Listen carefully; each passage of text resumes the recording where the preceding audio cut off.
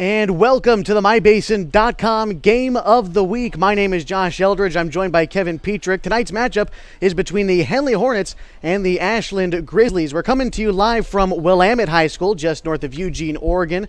We are just north of the smoke, forced to move this game, but we're able to get here, got here safely, and we are ready for football tonight. Both of these teams have had to jump through some hoops to get here. Henley, namely, who's a younger team this year than years past, looking to integrate new players into new positions, including a new starting quarterback, which is always a challenge. Getting the nod tonight, number 7, the junior, 6'2", 180 pounds, Shaw Stork, will be starting tonight for the Henley Hornets. Meantime, you look at this Ashland team, they didn't even play a season last year. The varsity season was cut due to COVID numbers, and also they have an extremely young team this year.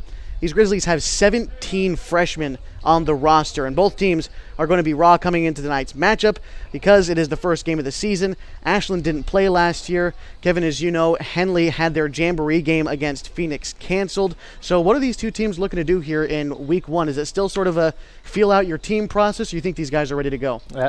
Absolutely. Both teams are going to try to realize what kind of talent they have. And, you know, coaches nowadays, they rely so much on game film and schemes. There's none of that. These teams haven't seen each other. We haven't played in September for 2 years. So the coaches are going to learn a lot tonight. Some of these kids, it's their first varsity game. So I think we'll see them get better as we go. And the coaches will definitely learn a lot about their teams tonight. Without a doubt. We're going to talk to one of these Henley coaches coming up. We're going to talk with head coach Alex Stork ahead of his week one game. Later on, we're going to take a look at last year's Skyline Conference standings and this year's top 10 coaches poll. Then it's time for kickoff. You've got 104.3 and 960 Sports. It is the MyBasin.com Game of the Week. Keep it right here.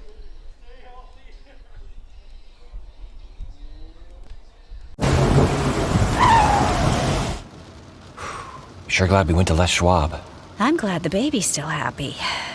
Well, I'm just glad that along with tires, Les Schwab also does brakes, alignment, and a bunch of other safety services. I mean, if we'd gone to a cheap tire store instead, I'd be a doggone wreck. My thoughts exactly. Swing by today and get road trip ready with our always free pre-trip safety check. Les Schwab Tires, doing the right thing since 1952.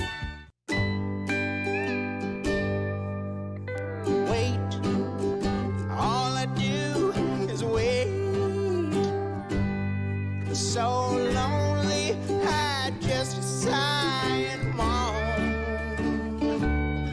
Seems like I've been away forever, wondering if you're coming home. I just saw your face, I know you're coming home. I swear there is no place home. And then I heard your voice. I know you're coming home. I know you're coming home. This is where unconditional love and immeasurable happiness reside. This is home. Coldwell Banker, where home begins. Trying to lose some weight and get in shape? Harbor Isles Tennis and Fitness Club provides a clean and friendly workout environment with professional and experienced staff to help you achieve your goals. They offer state-of-the-art equipment, indoor tennis and pickleball courts, certified personal trainers, tons of group exercise classes. They're the best exercise facility in the Klamath Basin. Plus, they now have a smoothie bar to give you a nutritious boost after your workout. See and feel the difference at Harbor Isles Tennis and Fitness Club. It's the place to be. Come on! The Coach's Corner with head coach Alex Stork is brought to you by Abby's Legendary Pizza. Welcome back to the MyBasin.com Game of the Week. We're on air 104.3 and 960. Also HD video on MyBasin.com. Joined now by Henley head coach Alex Stork. Coach, as we get ahead of week one, we're here. Finally at Willamette High School, we figured everything out. How do you feel about where your boys are at headed into this matchup tonight? Feel pretty good. You know, there was a practice this week where the coaches were a little disappointed. We had a flat practice, and I think what that was more than anything was just our guys being ready to play another team. Unfortunately, losing the Jamboree last week, our guys are especially ready to play another opponent this week besides their own teammates, so we're really excited for tonight's game. So you take a look at this Ashland team. We'll get into the team itself in a minute, but you haven't played a team yet. How quick do you think it'll be to make adjustments, in the middle of a game, because you haven't gone up against someone else except for your own guys yet? Yeah, it'll definitely be a challenge. Thankfully, our staff's been together for a while now, and we have played teams with similar style to Ashland, so we know some adjustments that we're looking for early on, but a lot of those adjustments will probably happen at halftime in the second half.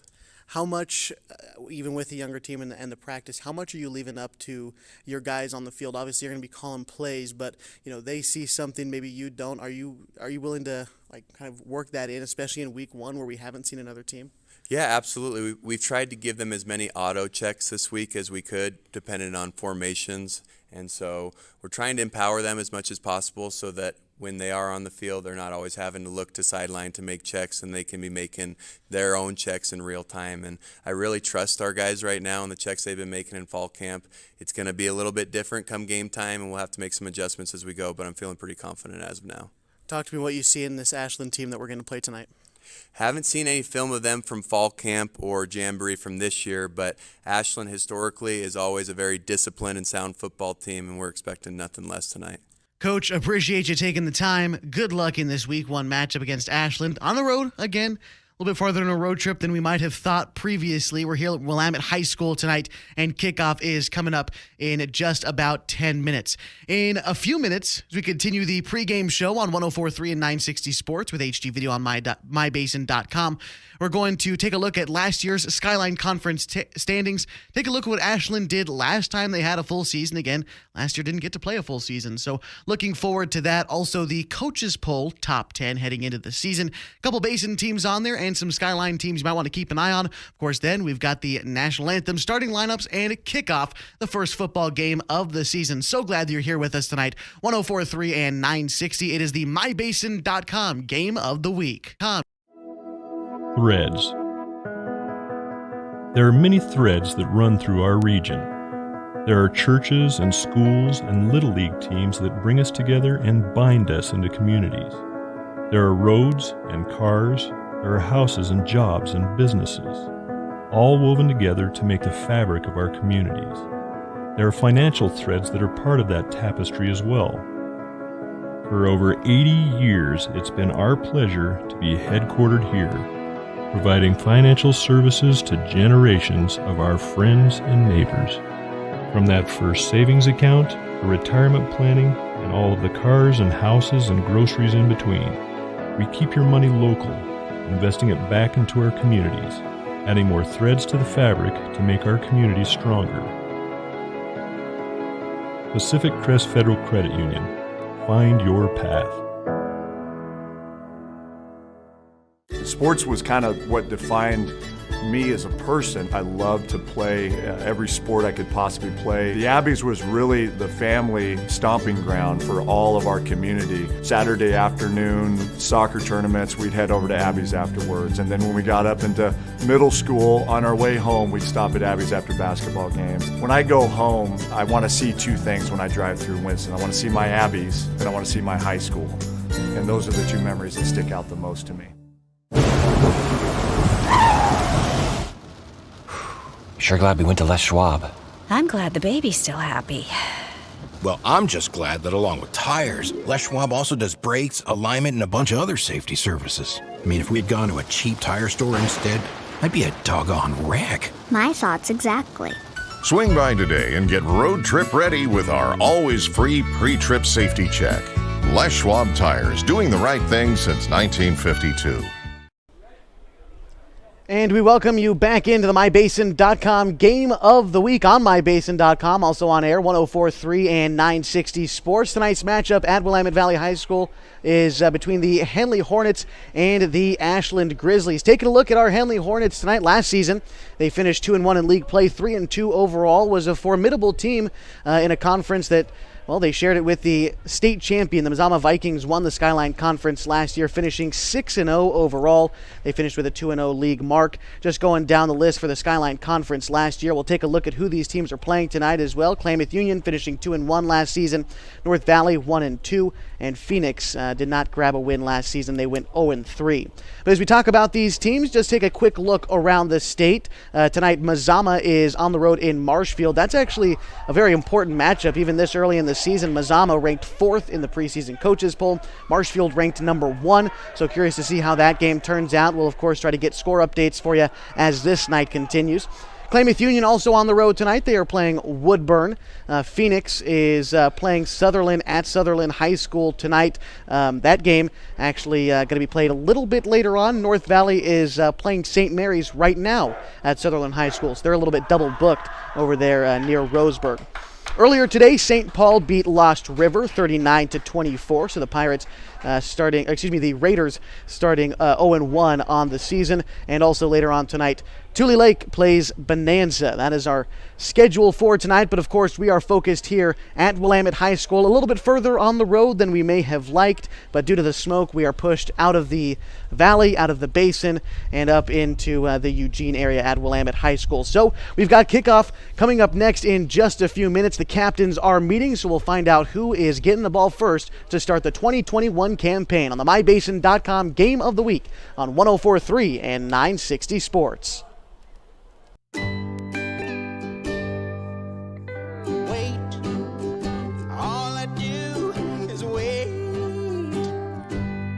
So lonely, I just sigh and moan. Seems like I've been away forever, wondering if you're coming home. I just saw your face, I know you're coming home. I swear there is no place and then I heard your voice. I know you're coming home. I know you're coming home. This is where unconditional love and immeasurable happiness reside. This is home. Coltwell Banker, where home begins.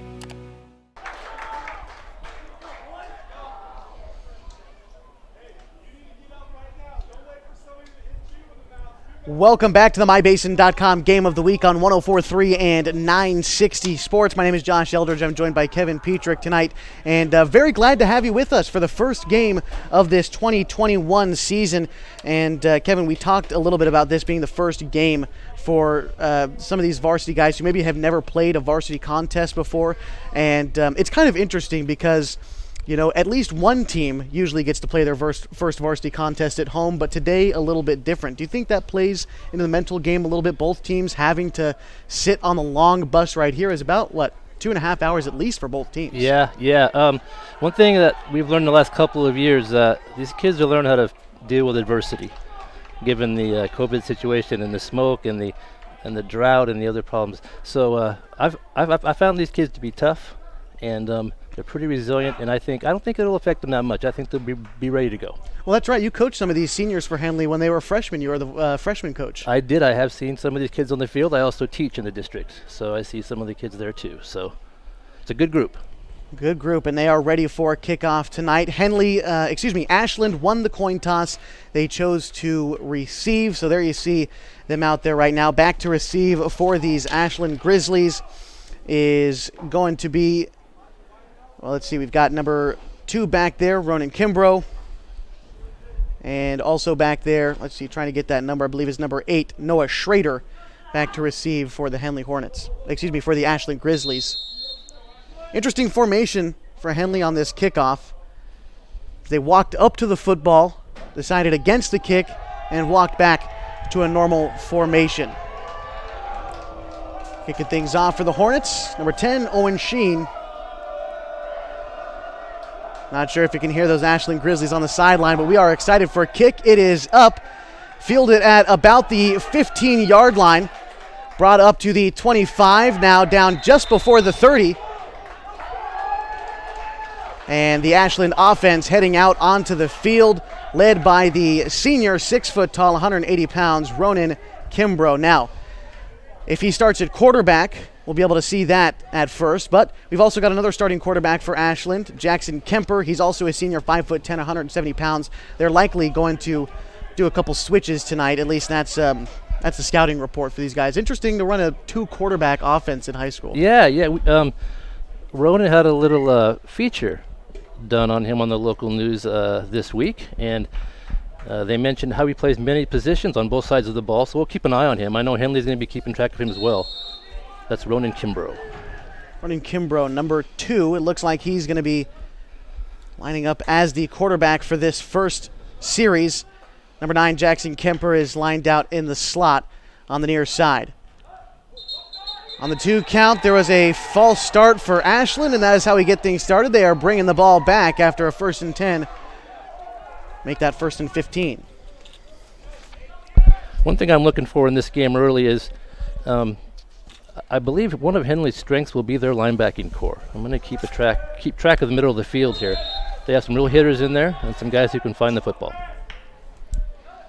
1st and 15 for Ashland. The ball is snapped, and Kimbrough falls back to the pocket, unloads one to midfield, and it falls incomplete at about the 40-yard line on the other side of midfield. 2nd and 15 coming up for the Grizzlies. Ashland not being shy, opening up the playbook on the second play from scrimmage there. Well, yeah, you're down, 1st and 15. Might as well unload one on the first play of the season. That's right. It'll be 2nd and 15 from the Ashland 25, 11:46 to go in the first quarter of the first game of the 2021 season. So glad that you're with us. My name is Josh Eldridge, joined by Kevin Petrick and Henley Hornets and the Ashland Grizzlies tonight on the road. Both teams here at Willamette High School. Ashland lined back up at the line of scrimmage, 2nd and 15 from their own 25. Taking the snap was Kimbrough. Looks to the near side, dumps the pass close. About a 10-yard gain in on the catch was Caden Negra for Ashland, a sophomore standing 6'3", 175 pounds, making the catch for a gain of about 5 yards. Back to the original line of scrimmage, it'll be 3rd and 10. Garrett Northcutt and Colton Smith doing a nice job keeping the ball in front of them on the outside. Henley doing a good job of keeping the gains small there. They're 15 yards away from the line of scrimmage. Let them get 5. They still got a 3rd and 10 in front of them. They've gone to the pass in the first 2 plays of this series. Ashland likely to do it again. Still Kimbrough lined up in the gun. He's got one back out to his left side. 3 wide receivers out to left, 1 to his right. Kimbrough takes a snap, rolls out to his left, unloads it downfield, and the pass is caught on the other side of midfield at the 45. That's an Ashland first down. In on the catch was Eric Shoden. First down of the game for Ashland. Well, I think we may know why Kimbrough is so highly touted. That was a nice ball. Thrown on the run as well as he was rolling out to his left. And there was a flag on the field. There is. It's back by the line of scrimmage. Is he picking it up? It looks like it. I believe Ashland declined it because of the big gain. So it'll be 1st and 10 from the Henley 31-yard line. Ashland now driving downfield. 10:47 to go in the first quarter. And Kimbrough still in the gun. He's got 2 wide receivers set out to either side and to his right, the back. Snap, Kimbrough sits in the pocket, has time, throws one. It's caught by Negra and brought down after a gain of about 5 yards. It'll be 2nd down from the Henley 26. And they're picking up the pace. Ashland, it was interesting because before the game they were moving quite slowly, and now exactly like you said, they're playing a little bit hurry up. Still 2 wide receivers set out to either side, and he's got the back to his right. Kimbrough takes the snap, dumps it out to the flats, and a great hit coming in from Owen Sheen to stop hardly any gain for Ashland. They gained 1 yard on the play. It'll be 3rd and 2. No, did they get the first down? They are moving the sticks. They are moving the sticks. Second first down. Yep.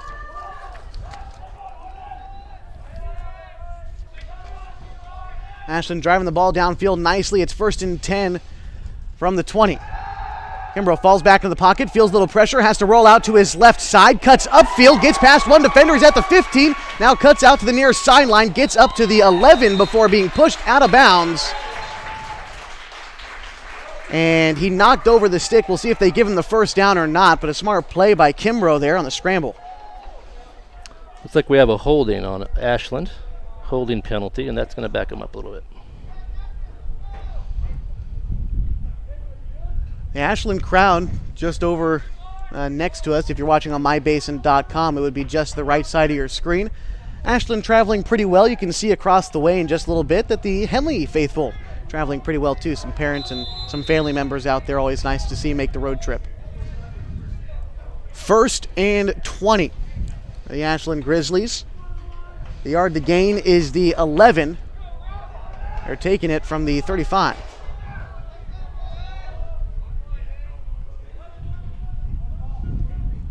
Kimbrough, 2 wide receivers set out to either side of him. He's got a back to his left. Takes the snap, falls back into the pocket, feeling pressure. He gets hit, but he lets go of the football. Incomplete pass. And feeling the pressure and having the wherewithal to get rid of that football. It'll be incomplete, 2nd down for Ashland. Austin Fitz putting a lot of pressure on the quarterback there, and we expect to see that a lot this season from him on the edge. Talk about some of those linebackers, the guys in the middle, but the outside backers too. They've created a lot of pressure early, but Kimbrough's been able to weasel out of it quite a bit already. Yeah, I'm surprised how Ashland's looking to throw every down so far. Not handed it off once. This is the 7th play of the drive coming up. 9:03 to go in the first. Kimbrough still in the gun. Takes a snap, drops back, feeling a little bit of pressure, throws it over the middle. It's incomplete. The intended target was Ashland's number 5, Trip Red, a senior standing 5'9". He was in double coverage, so the pass falls incomplete. 3rd and very long for Ashland. Benny Scott in there on that defensive play. And you can tell the Henley defense now is starting to show up a little bit. Takes a minute to get your feet under you in the first game, but Ashland is 1 for 1 on 3rd down conversions thus far tonight. They converted on a 3rd and 10 to start this drive. Now it's 3rd and 20. Kimbrough takes the snap, hands it off. Going up the middle was White. He fumbled, and Henley may have picked the ball up there. It looks like Henley gains possession on the dropped ball from White. So the first time Ashland has a running play, was the option there. They give it up, so Henley is going to take over on their own 30-yard line. I think Colby Schultz came up with that. He was the first one at the bottom of the pile. Nice job. And Henley's going to get a chance to play some offense. Always nice to see the offense come out, and Shaw Stork is getting his first start as the Henley quarterback at the varsity level. One of those guys that we'll keep an eye on as the season goes, especially tonight, playing his first varsity contest. He's alone in the backfield. He's got 2 wide receivers set out to his left and 3 to his right. Takes the snap, dumps it off on the screen to the far side. Pass is caught. Cutting upfield was Henley's number 1, Colton Smith. Call that a gain of, looks to be about 6 yards. It'll be 2nd and 4 coming up for Henley as they drive upfield. And Henley also running a quick snap here. Seems like something both teams probably were able to rehearse given the extra practice time for Henley and no jamboree. Next play is a handoff given up the middle to Tulson Higgins for Henley. He gets a gain of about 6 yards. That's good enough for a Hornets first down, their first of the season. No, are they just, nope, they're moving it just a little bit slow. I'm ahead of them. Coach Pashy calling in the plays from the sideline. And Henley's back on the ball quickly. 1st and 10 for the Hornets from the 42-yard line. Pass goes up the middle and is, well, let's see. He reined it in at the 47-yard line. Henley still on their side of midfield, but a good 7-yard gain. Making the catch that time was, I believe that was Austin Fitz again. Austin Fitz, yeah. We just saw him on defense, and there was a nice catch on offense. Little play action from the Hornets, and he was open. Nice little gain. 1 wide receiver set out to the near side, 2 on the far side for Stork. takes a snap, hands it up off the middle again to Higgins. He gets some room running upfield, passes midfield, gets to the 40 and the 35 before being brought down by a gang of Grizzlies, but a first down for the Hornets and a gain of just a little over 15 yards. I think another sign of Henley's strength will be their running core. They have some good backs. We'll see a lot of Higgins here, and he'll have some help later in the game as well. Same formation coming out for the Hornets, and a option. This time Stork keeps it, cuts up the far sideline. He gets around 3 Grizzlies, now cutting upfield to the 20, 15, 10, 5, and is brought down. Did he get it? He all broke the plane. Did he step out of bounds first? It looks like he might have. No flags down, so a huge gain that time for Shaw Stork, and you mentioned it to me off air. Shaw Stork can run the football himself. That's something we're going to see a little different this year. Shaw has wheels, and he knows when to keep that ball and when to bust through the line and find daylight, and he did right there. First and goal for the Hornets from the 2-yard line. Got to get 6 feet for that first touchdown of the year. That one's handed up to Higgins. He fires up the middle for a Henley touchdown.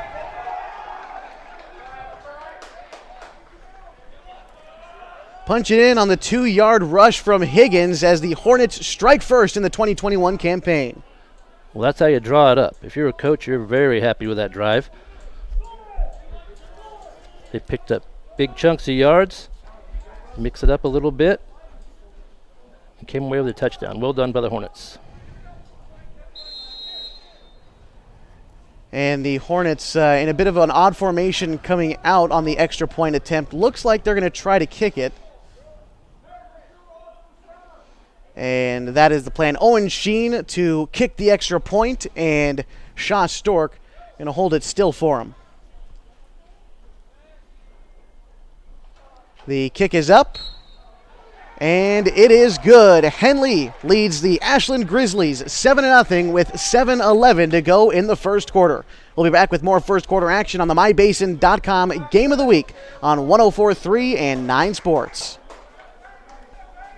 Sports was kind of what defined me as a person. I loved to play every sport I could possibly play. The Abbeys was really the family stomping ground for all of our community. Saturday afternoon, soccer tournaments, we'd head over to Abbeys afterwards. And then when we got up into middle school, on our way home, we'd stop at Abbeys after basketball games. When I go home, I want to see 2 things when I drive through Winston. I want to see my Abbeys, and I want to see my high school.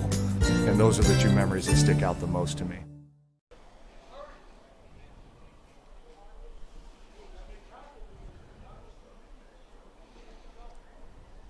Welcome back to the MyBasin.com Game of the Week on 104.3 and 960 Sports. Henley leads the Ashland Grizzlies 7-0.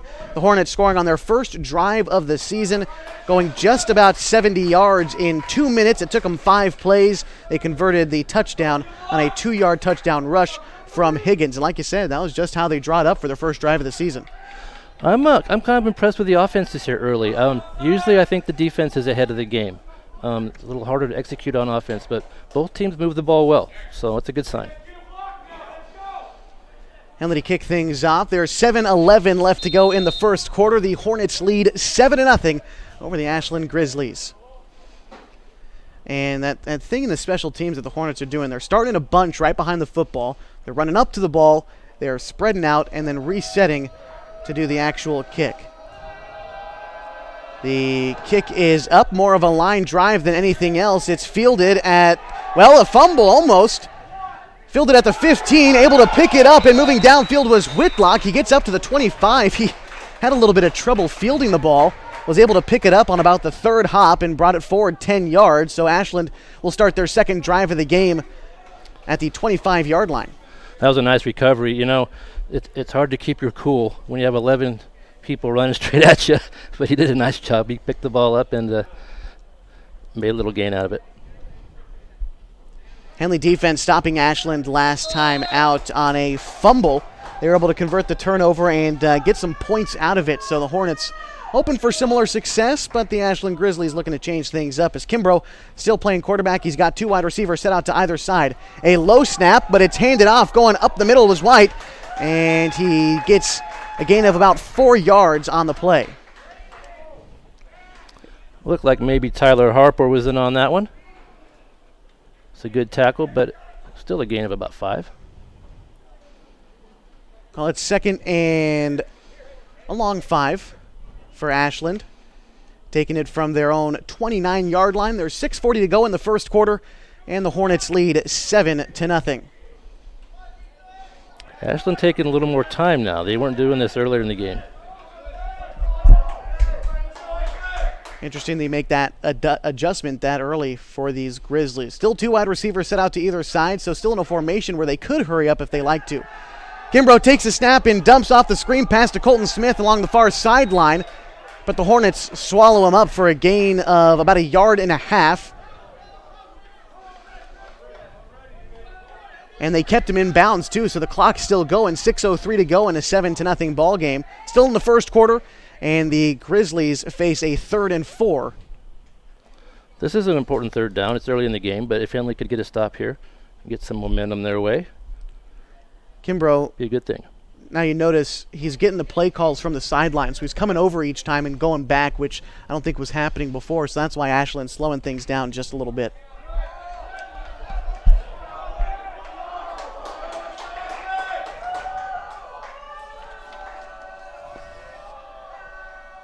Still 2 wide receivers set out to either side of Kimbrough. He's got the back to his right. He's going to roll out to his right after the snap, feeling pressure from behind. Hurls one downfield, and it's intercepted by number 11 for Henley. That's Tyler Harper picking that one off. Back-to-back turnovers to start the season for the Henley defense. Harper again. That was a nice series for Tyler. And the Hornets will get another shot. They made some nice adjustments. Ashland moved the ball rather easily at the start of this game, and the Hornets have done a nice job since then. 2nd turnover early for Ashland. 1 on a fumble, and this time on the interception. And Tyler Harper, the junior, 6'1", making that play. And the offense for the Hornets back out onto the field with 5:18 to go in the first. They lead 7-0 over the Ashland Grizzlies. Shaw Stork, 1 wide receiver set out to his left. He's got 2 on the far side and a back to his right. That's Higgins. Takes the snap, rolling out to his right side. He's got blockers, able to cut upfield. Shaw getting up past midfield, over now to the 30. He's up past the 25, now to the 20. Brought down at the 18-yard line. That's a gain of about 30 yards for Shaw Stork on the ground, and he's continuing to hold on to the football and do a great job at it. He got up to the 18. That's a designed run for Shaw, and he's going to cause defenses trouble if they make room for him like that. He's very quick. Another first down for the Hornets tonight. That is their 4th first down of the game thus far. And now it's 1st and 10 from the 18. Henley driving downfield and on the hard count. Curious to see who they called it on because there was guys moving on both sides of the line. And this is going to go against Henley. So even though Ashland's defenders were the first to move, got an offensive lineman up front for Henley that moved also, and it's going backwards. That's a pretty common first game mistake. Nothing to be too worried about yet. Nope. 1st and 15 for the Hornets, now taking it from the 22-yard line. Still deep into Ashland territory. 2 wide receivers set out to the near side. That one's handed off up the middle, and a gain of about 4 yards for the Hornets. It's Garrett Northcutt with a carry there. There is a flag down. And it is right about where the tackle was made. It's going to be holding against Ashland. So this one moving up a little bit more, even after the gain from Northcutt. Yeah, we thought Henley would be deep at running back, and they've already gone to a 2nd. And Garrett is every bit as capable. So it'll be 1st and... Well, let's see. 1st and 8, looks like. Having a little bit of trouble with the... There they got it spotted. It's gonna be short. All right, 1st and goal. It is 1st and goal.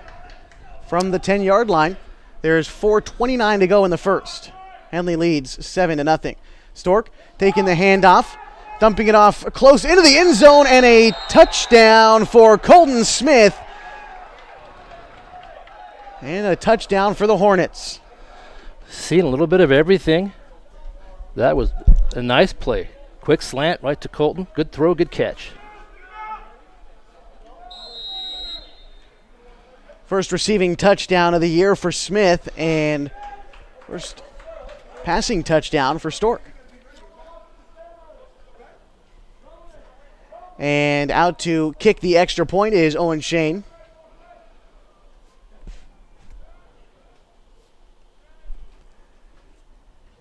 Snap, the kick is up, almost blocked, but it splits the uprights, and it is good. The Henley Hornets lead 14-0 with 4:20 to go in the first quarter. We're going to stick with you through this one as Ashland has got to figure some things out on both sides of the ball here early in the first quarter.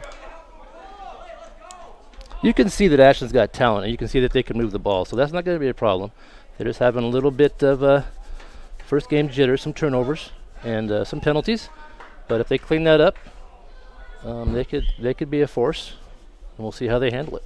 But the Henley offense, I mean, they have done a textbook job. I mean, you're a coach. You've coached freshmen. At this point in the game, do you think they're still in their scripted sequences of how they wanted to come out and start the game, or are they starting to feel the game a little bit and make the appropriate calls? It does look like at this point they're running what they want to run.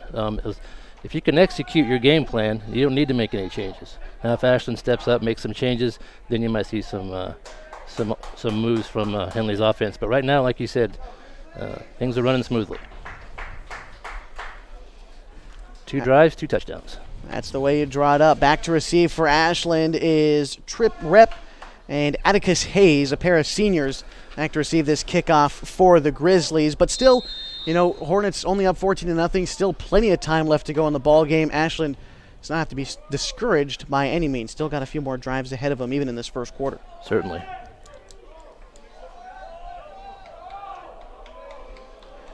Owen Shane to kick things off for the Hornets. They lead 14-0. The kick is up from Shane. Fielding it at about the 15 was Trip Rep. He brings it up to the 26-yard line. So a return of about 9 yards, and that's where Ashland will start their drive. Colby Scholes, again. We're hearing some of the same names. Yeah, he's getting after it. He made the stop right there. Seems like early in the season you'll have 1 or 2 guys that are flying around early that'll sort of be the spark plug for the rest of the team, I'd say, and right now we know who that is for Henley. Absolutely. Both teams are trying to find who their leaders will be because you don't know. Some kids don't practice well, maybe play great in games. Some the other way around. They might be good practice players, but they don't perform on Friday. So we're going to see some of that tonight from players like Colby where they want to step up. Ashland facing 1st and 10 from their own 26-yard line. So far, 2 drives and 2 turnovers tonight that have turned into 2 Henley touchdowns. The Grizzlies looking for a change of fortunes here. 2 wide receivers sit out to either side of Kimbrough. Takes a snap that is handed off to White, and he tries to go up the middle but is pushed backwards. They're going to give him forward momentum and a gain of a yard and a half. It'll be 2nd and 9. It's a good team effort there by the Hornets. White has had trouble finding the big holes that Stork has been able to find on the other side. He's been able to get these small gains here or there. That time, another 2-yard gain, which you'll take, any positive yardage, but having trouble finding the big gaps. Absolutely. The Henley defensive line is doing a very nice job, especially against the run. And it's interesting because we didn't see Ashland run too much in the first drive, and that's when they got the furthest downfield. Yeah, they're changing it up a little. We'll see what they decide to do here on 2nd and long. 2nd and 8 for the Grizzlies. There's 3:15 to go in the first. The Hornets lead 14-0. This one is a keeper from Kimbrough. He's going to try to come up the near sideline, and a gain of about 4 yards on the play. It'll be 3rd down and about 4 yards to go. Yard to gain is the 36, and they are taking it from about the 32. Benny Scott coming from a long way away to make that play. Some nice pursuit there. You know, when you look at Kimbrough, one of the things that I know the Hornets have been working on in practice is trying to contain him. Don't let him get to the sidelines too much. If you have to sacrifice someone down in coverage to keep the contain in, and that's what they've been doing this game really well. Yeah. They've done a nice job since that first series for sure. 3rd and 4 for the Grizzlies. Kimbrough waiting the snap. Henley linebacker showing some pressure. Looks like they're sending the blitz. Kimbrough able to fall back in the pocket. Gets the pass off, but it falls incomplete. The intended target was Atticus Hayes, and Ashland facing a 4th down for the first time tonight. There's Owen Sheen out there. A kicker and a defensive back. Well done. And they are going to kick on 4th. Punting for Ashland. I believe that is Caden Negra, number 88. I believe you're right. Yes, 88.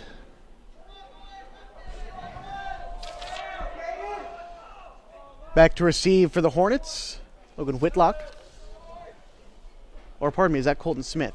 The kick is up, and it is Smith. He's coming to the near sideline. He's going to field it at the 30. He loses it. And he's going to be able to pick it up before too many Grizzlies get near him. So Smith fielding the ball at the 30, and that is where the Hornets will start their 3rd drive of the game. Most important thing there, maintain possession. And he did that just right. Henley with a chance now on their 3rd offensive drive. 2:48 to go in the first, and the Hornets lead 14-0 over the Ashland Grizzlies. It'll be 1st and 10 from their own 29. One wide receiver set out to the near side for Stork, 3 to the far side. That'll be a handoff up the middle to Higgins. He gets past one defender, now make that 2. Passes midfield, now gets to the 40. Gets to the 35 and stiff arms one Grizzly, now past the 20, the 15, 10, 5, and brought down just before reaching the end zone. About a 67-yard gain on the play for Higgins, and that is a big gain. We thought Henley's running game was going to be on display today, and so far it definitely is. Terrific run by Higgins. Higgins already one rushing touchdown tonight, and now it's 1st and goal from the 3-yard line. He punched it in from the 2 earlier in this first quarter.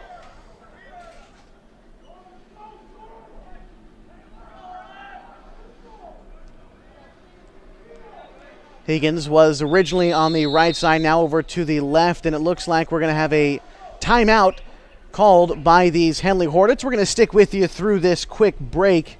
But, Kevin, I mean, you talked about it before the game. This run offense for Henley has looked so good that, in fact, I feel like this is the best-case scenario for for Coach Stork, because he hasn't had to show off his passing game too much yet, and it's still only the first quarter. Right. They've been able to do what they want to do.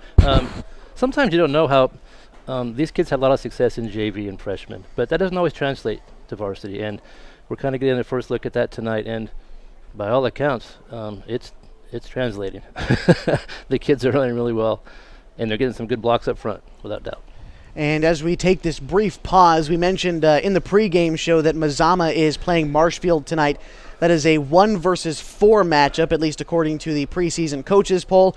The score after 1 quarter for Marshfield, they are knotted at 0.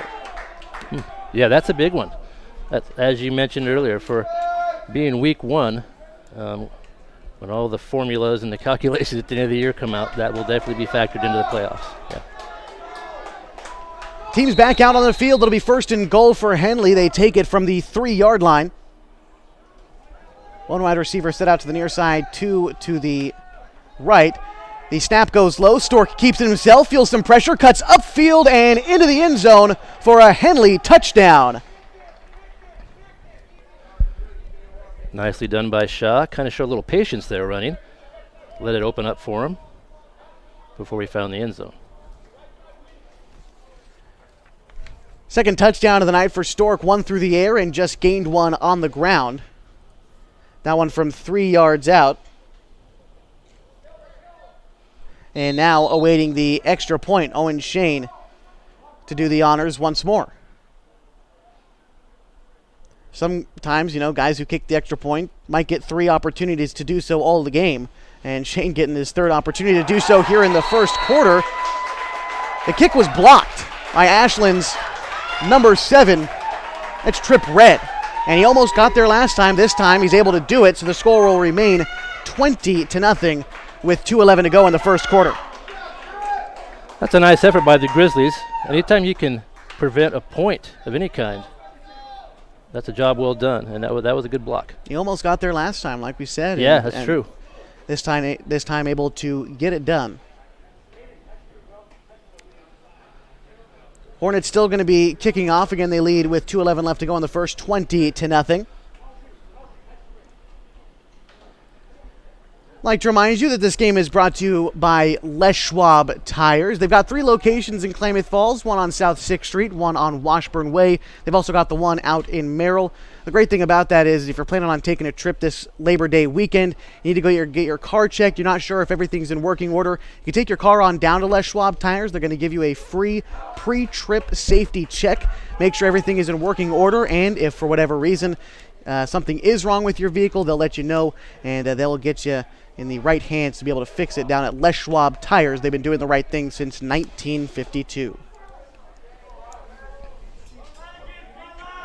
Now that we started playing, it's a nice night. It is a nice night. The smoke has not settled in too bad. Yeah, we were kind of concerned about that, but once they started playing, I didn't even notice. That's what we like. That is what we like. Hornets back to kick off and to receive for Ashland. Back there, it's going to be Schrader and Hayes. The kick is up from Sheen.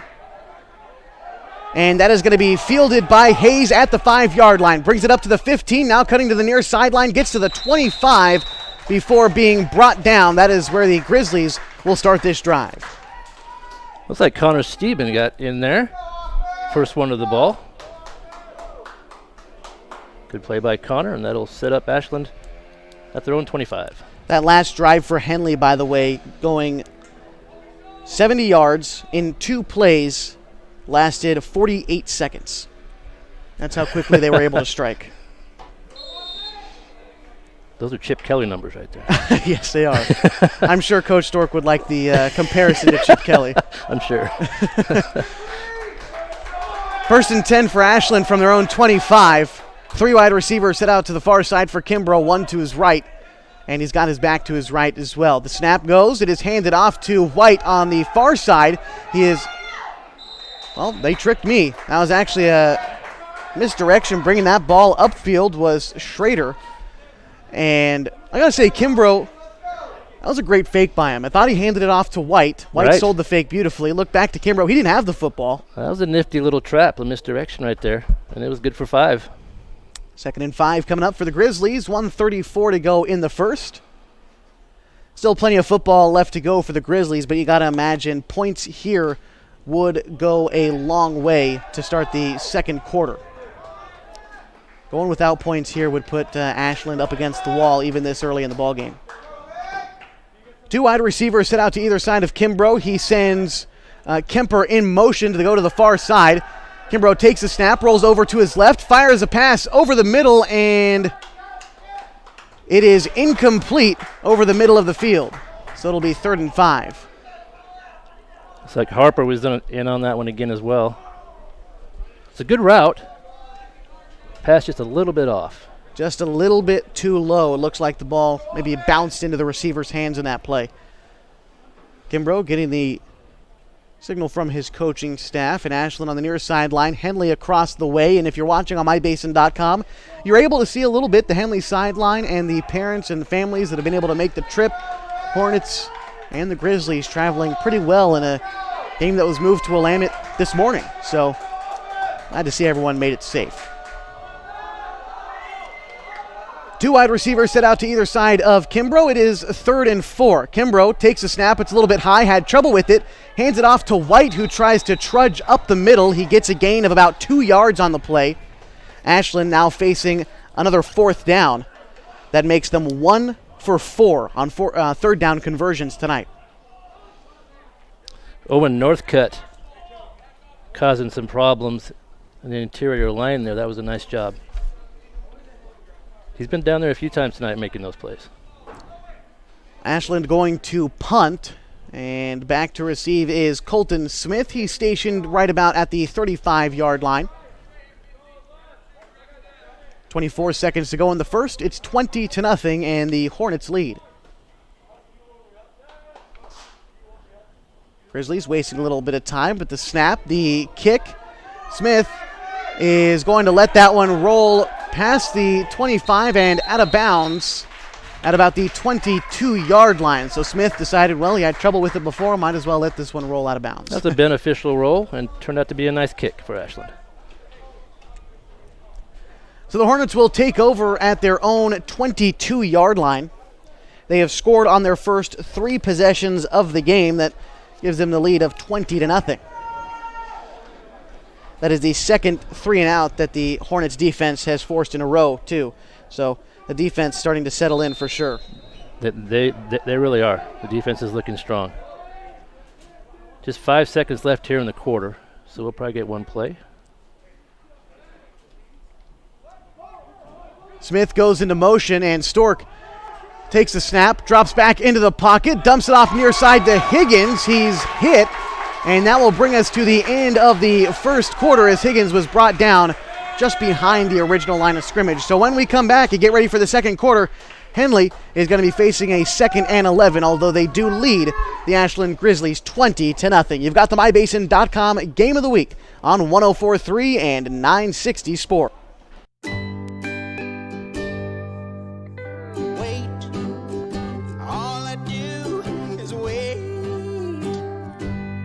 So lonely, I just sigh and moan. Seems like I've been away forever, wondering if you're coming home. I just saw your face, I know you're coming home. I swear there is no place home. And then I heard your voice, I know you're coming home, I know you're coming home. This is where unconditional love and immeasurable happiness reside. This is home.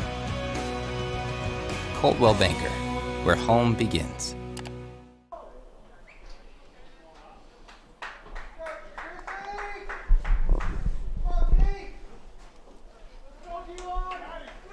And welcome you back to the MyBasin.com Game of the Week on 104.3 and 960 Sports. Getting ready for the second quarter between the Ashland Grizzlies and the Henley Hornets. The Hornets lead 20-0. And some of the other games going on tonight. Talked a little bit about the North Valley and St. Mary's game. That was started a little bit earlier today. North Valley beat St. Mary's 21-20. It's a tight one. It's a good game. Hornets come back out on the field to start the second quarter. It is 2nd and 11. Stork takes the low snap. He's able to keep it himself and cut upfield. He gets the first down and then some. Now crossing the 40, gets up to about the 42-yard line before being brought down. Call it a gain of 19 yards on the play for Stork, and he is doing it all tonight. I like how he shows patience. He's not a nervous runner. I'd call him a confident runner. He kind of picks his spots, and he knows where he wants to go, and he has enough speed to get there. He also knows to stay behind his blockers, too. I feel Sure. like that's an issue that some high school quarterbacks might have. They get ahead of themselves, but if you keep a guy in front of you, no one can get to you. Right. Stork takes the snap on the 1st and 10, hands it off to Northcutt, coming up the near side, cuts upfield at the 40, gets around one defender, trying to go the other way, crosses midfield, gets to the 48. Call it a gain of 10 on the play. I believe that'll be good for a Henley first down. Garrett has that skill as well, and he's always had it since his freshman year. He's very good at, he almost ran a little S on that one. Curved one way, curved back the other. Very good at finding the holes. That was a first down for the Hornets, their 6th of the night. They've held Ashland to just 2 first downs. It'll be 1st and 10 from the Grizzlies' 47. Henley now driving downfield. One wide receiver set out to the near side, and a flag is thrown. That'll be a false start against Henley, and this one coming backwards. Again, just one of those early season mistakes that can be ironed out just by being a little patient. Got those jitters still only in the second quarter.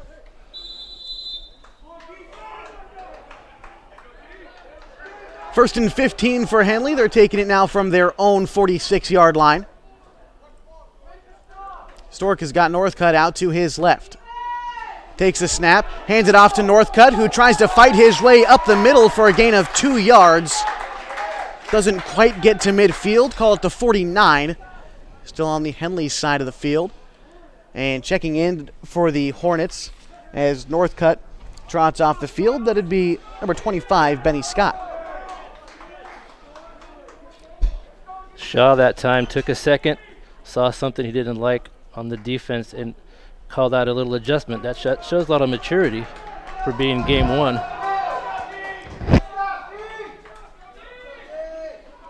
Third running back already in the game for Henley, like we just said. Taking his first snap is Scott. He's off to the right side of Stork. Stork is going to keep it and cut up, gets past midfield, now past the 45, the 40 before being pushed out of bounds. Call it a gain of about 9 on the play, but with it starting before the line of scrimmage, it'll be about 3rd and 3 to go for Henley.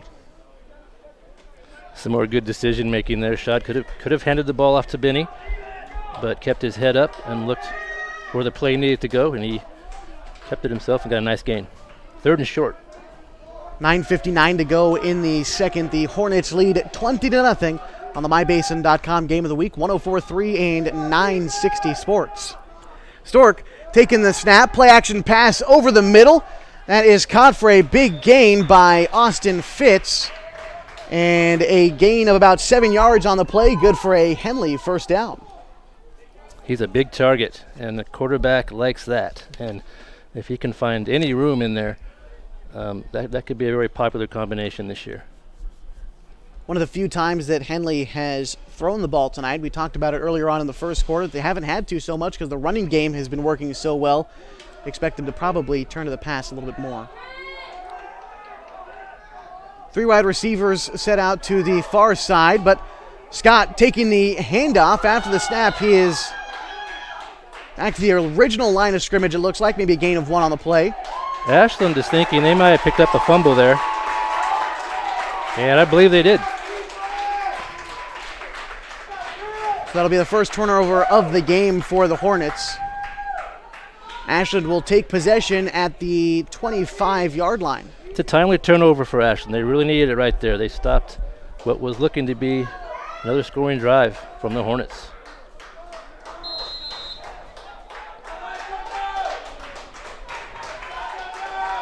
Ashland, this is a drive where they almost need to get points. You're down by 3 scores. Still 9 minutes to go in the first half. It'd be nice to try to get yourself on the board so you don't have a mountain to climb in the second half, more so just a hill. Kimbrough takes the snap, unleashes it downfield, and that is caught on the other side of midfield up to the 35. In on the catch for Ashland was Caden Negra, and it seems like Ashland, when they're able to get the ball through the air, they're able to make big plays as almost a 50-yard gain. That was JoJo Harrower in at quarterback. They tricked us a little bit there, and they switched quarterbacks on this drive. JoJo put that ball right in the money. Kimbrough on the sideline now.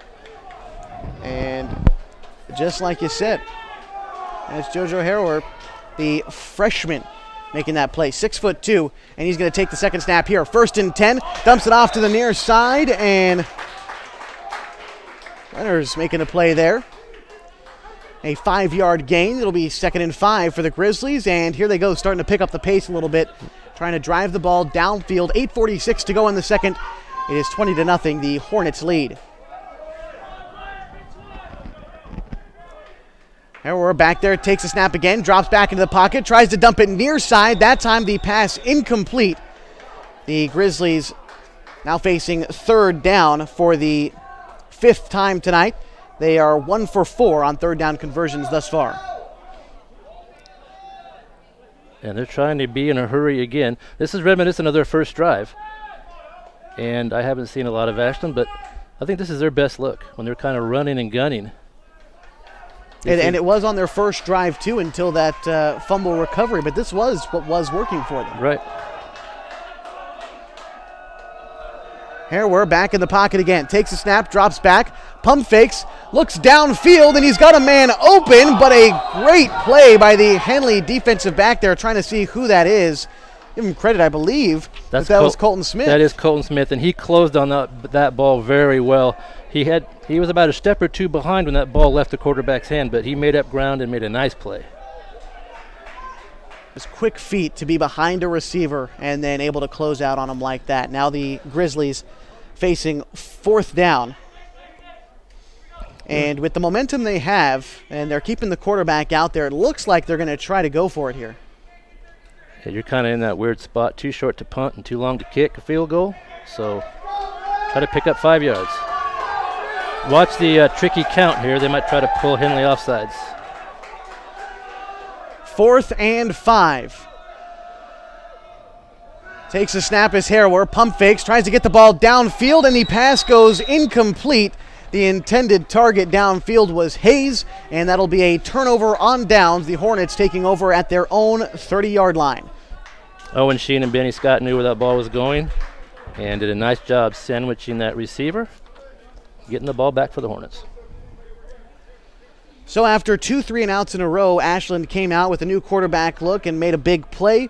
Followed that up after the first down with what is basically a 3-and-out again. So these Hornets defense is making the necessary adjustments to keep Ashland in check.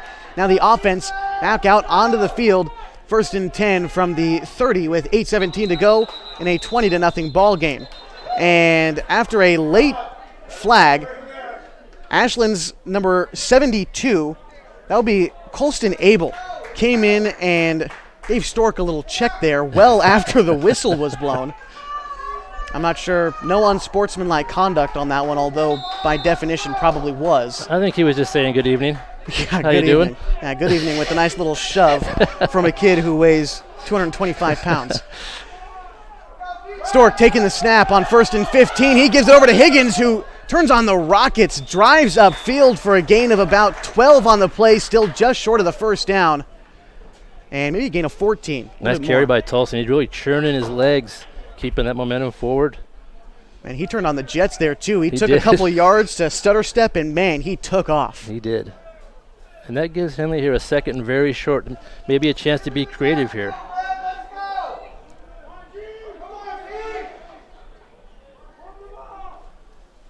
Second and 1 to go. Stork takes a snap, play action pass, and he gets it upfield.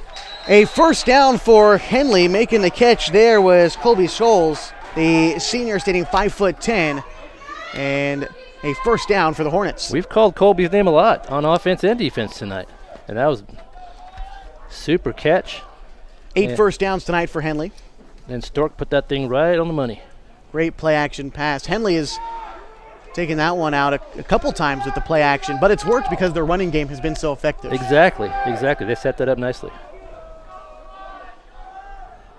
1st and 10 for the Hornets from the 39-yard line. Stork takes the snap, and he's going to just run it himself. Gets around a couple of blockers, cuts upfield, and brought down after a gain of 8 by a bunch of Grizzlies. And it looks like there's some movement down by the line of scrimmage. Henley trying to hurry up. Get the next play off quickly. And that will be a Henley first down. It looked like it was a shorter gain, but they're going to give him to him, move him the sticks. 9th first down of the night for the Hornets. I like what Coach Todd Paschey's doing down there. He's really mixing it up. He's running sometimes quickly to the ball, sometimes not. Little play action, little run, a little bit of everything, and that's what you want to see. That's how you keep a defense on their toes, and so far it's worked for them. Absolutely. 6:43 to go in the first half. 20-0. Henley leads the MyBasin.com game of the week. 2 wide receivers set out to the near side for Stork. And he's got Higgins in the backfield. Stork takes the direct snap, is swarmed a little bit, but is able to dive forward.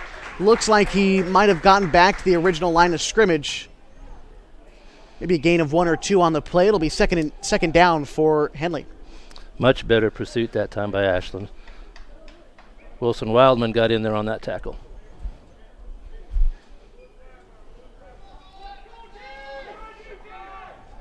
It'll be 2nd and about 9 to go for Henley. Driving downfield. And both of these teams running very similar formations to each other. Still, the pair of wide receivers that set out to either side, running back in the backfield. This time, the snap handed off to Higgins. He cuts upfield and brought down after a gain of about 2 on the play. You know what? That looks like that's Logan Whitlock, I believe. Was that number 4? Yeah, and it's good to see him. He's a younger running back, but also very skilled. Sophomore, 5'8", 150 pounds, pounding it upfield for about a gain of 3 yards. It'll be 3rd and 7 for the Hornets. Stork takes a snap, looking to the near side, trying to get it into the end zone, and the pass is knocked away by Ashland. Good coverage there by the Grizzlies. Number 4, Atticus Hayes, the senior, making the play on the ball in the defensive end. He was looking for Colton Smith on that one, and that was a pretty good throw. It was what I'd call a safe throw. He threw it only where we could get it, and it follows incomplete, but that's all right. It's 4th down, and the Hornets trying to convert here. It's their first attempt at a 4th down conversion tonight. The yard to gain is the 16. And the Hornets going to take a timeout. We will as well. You've got the MyBasin.com Game of the Week on 104.3 and 960 Sports. The Henley Hornets lead the Ashland Grizzlies 20-0. Trying to lose some weight and get in shape? Harbor Isles Tennis and Fitness Club provides a clean and friendly workout environment with professional and experienced staff to help you achieve your goals. They offer state-of-the-art equipment, indoor tennis and pickleball courts, certified personal trainers, tons of group exercise classes. They're the best exercise facility in the Klamath Basin. Plus, they now have a smoothie bar to give you a nutritious boost after your workout. See and feel the difference at Harbor Isles Tennis and Fitness Club. It's the place to be. And we welcome you back to the MyBasin.com Game of the Week on 104.3 and 960 Sports. So far, the Henley Hornets lead 20-0. There's 5 minutes left to go in this first half. And right now, Henley facing a 4th down and about 7 to go. They are deep into Ashland territory. The yard to gain is the 16. See if they decide to run it or get it done through the air, which they've tried to the past couple plays and fallen incomplete. Stork, one wide receiver out to the near side, 2 out to his left. Got a running back out to his left too. Stork takes a snap, is going to roll to his left, sheds one defender, cutting upfield, gets past another one, tries to stay on his feet before falling down, tries to fall forward just short of the 1st down marker. That'll be a turnover on downs for the Hornets, their first turnover of the game. That was a nice rush by Ashland. There were a number of Grizzly defenders in there, and Wildman again ended up with the tackle. And another good stop for Ashland. They're trying to hang in this game. Both teams causing the other a turnover on downs on back-to-back drives. Now Ashland looking for a change of fortunes. 4:53 to go in the second. They trail 20-0. And again, my point still stands. You'd rather have a hill to climb in the second half than a mountain. So points here would go a long way for the Grizzlies. Absolutely. There's still plenty of time. We've seen stranger things happen. Without a doubt. Yes. We'll see who the Grizzlies trot out here at the quarterback Yeah, they have position. a new one, yeah. And it looks like that'll be, is that number 9? That's Kemper, I believe. Kemper, the senior, standing 5'10", the 3rd quarterback that the Grizzlies have trotted out there. He takes the snap and tosses it out to White on the near side. White tries to get through one Hornet, but is brought down after a gain of about 1 yard on the play. Austin Fitz, Garrett Northcutt providing the defense on that one. 2nd and 10 for the Grizzlies.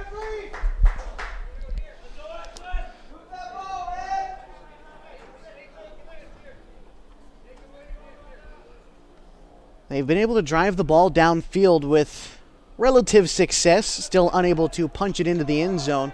They trail 20-0. against the Hornets with 4:13 to go in the first half.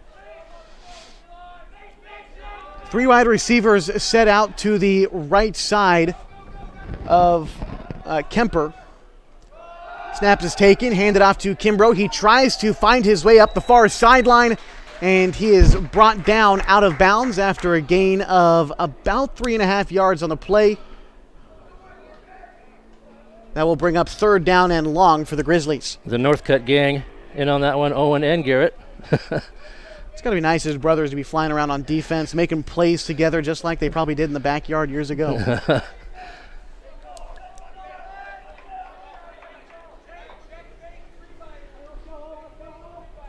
3rd and about 8 yards to go. 3:55 to go in the first half. The Hornets lead 20-0. The Grizzlies, so far tonight on 3rd down, they are 1 for 5. Trying to make it 2 for 6 here. Snap goes to Kemper, but play is stopped. And a timeout is going to be called by the Grizzlies, so we will stick with you here through this timeout. As Ashland facing yet another 3rd down. They've primarily faced 3rd and long, though. They haven't had too many opportunities to just try to punch it up 2-3 yards at a time, though. This Henley defense has done a really good job of keeping Ashland right around the line of scrimmage. They have, and Ashland, as we have mentioned, they've gone with 3 quarterbacks. So I still think Ashland's more in the sense of trying to feel out what works and who works where, maybe. They do have quite a young team. Like we talked about, Ashland did not get to play a season last spring. They did not have a varsity squad. So it's the first football that they've played in, well, since the end of last year. And Ashland last year in 2019, they got to the quarterfinal and lost to West Albany 41-15. Since then, I'm sure graduated quite a few kids since the fall of 2019. But, this Ashland program is used to winning. Like we said, quarterfinal a couple years ago. They're just in a transition period with some younger kids, and that could work out for them even in this game. Like you said, still trying to figure out in real time which quarterback works for them. And they have athletes. They do. Yeah, I mean, they definitely have some kids that can play, so they'll get it together. Back out onto the field, facing 3rd and long are the Grizzlies. The snap goes back to Kemper. He drops back into the pocket, tries to pass. It's blocked by one of the boys up front for the Hornets. Pass falls incomplete. That'll bring up 4th down for Ashland. I couldn't tell if that was Roach or Northcutt, but it was one of those two. Doing a nice job getting in the quarterback's face on that one. Grizzlies 1 for 6 tonight on 3rd down conversions. It looks like, are they bringing the punting unit out there? That's what it looks like to me. Yeah. It does look like that, yeah. Second Negra's back there to kick. Back to receive for the Hornets. I believe that's Luke Bennett. Bennett, a sophomore, 6'2", 170 pounds.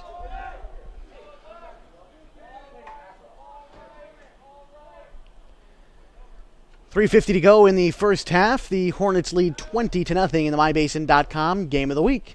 The punt is up, a bit of a line drive. That one bounces past the 40 and is going to keep on rolling to the 20. Touched by Ashland at the 20, and that is where the Hornets will start that drive. It's a good line drive kick coming out from the Grizzlies, and taking that awkward hop. Unable to really get a good look at it was Bennett, so we just let it roll. Yeah, they've kind of mastered that kick and roll move on the punt, and it's put Henley at a disadvantage. 3:37 to go in the second quarter. Hornets lead 20-0. They're taking over from their own 20-yard line. Well, they moved it back to the 19.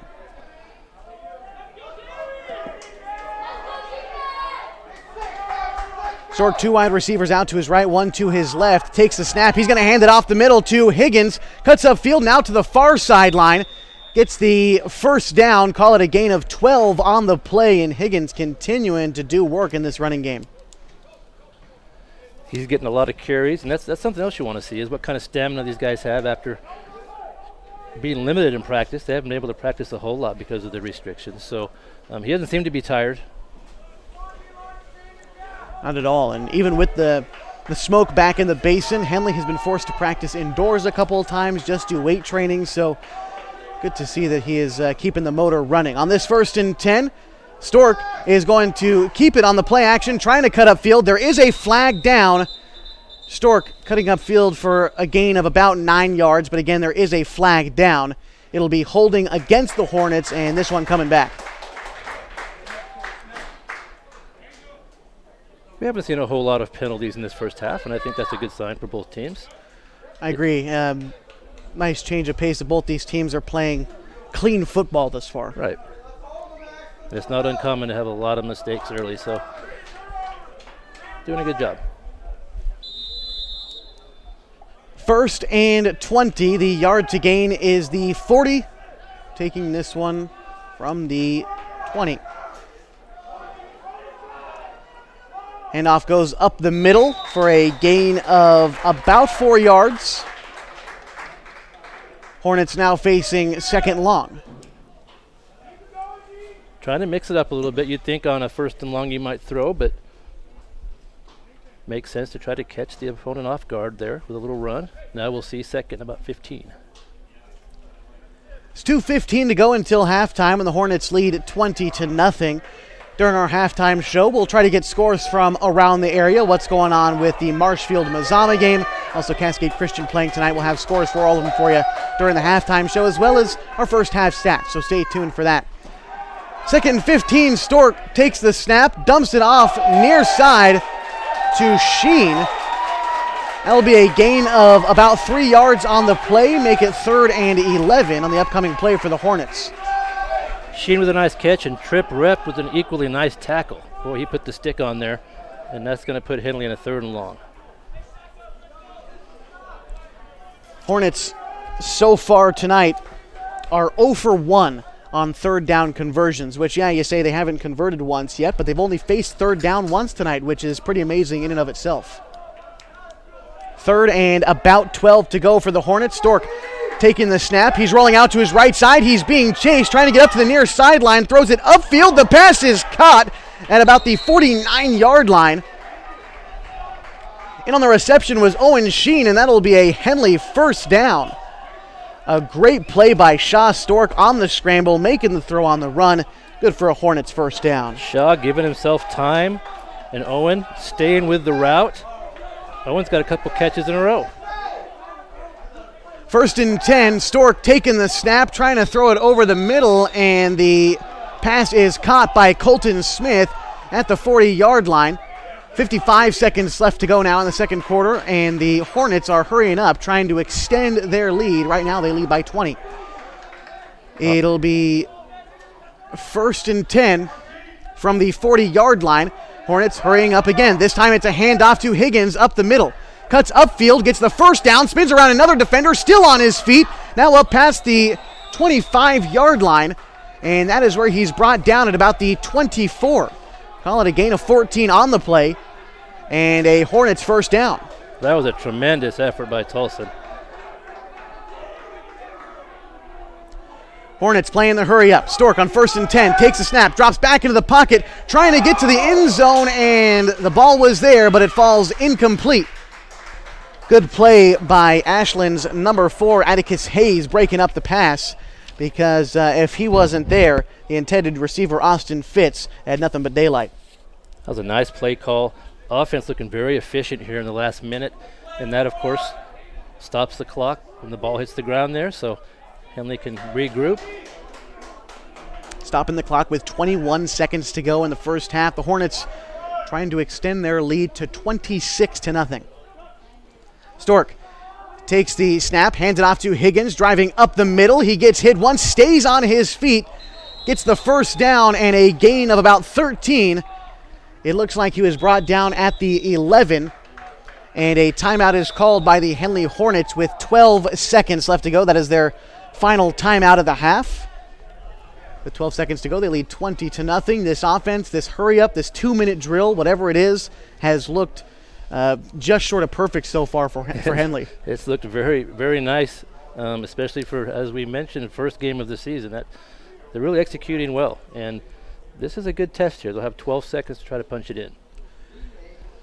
You know, at this point, You're the coach. I would say you're the expert, if you would consider yourself that. With 12 seconds left, are you of the mind of we've got maybe one running play to try to get there, or if we're quick, we got 2 shots at it with a pass? Well, if that was their last time out, was that their last time out? Last time out of the half. Okay, I would not want to run the ball with 12 seconds. So given the success that they've had throwing, I would get the ball to my quarterback and maybe roll him out, give him some options to look at, and maybe try 2 or 3 throws here.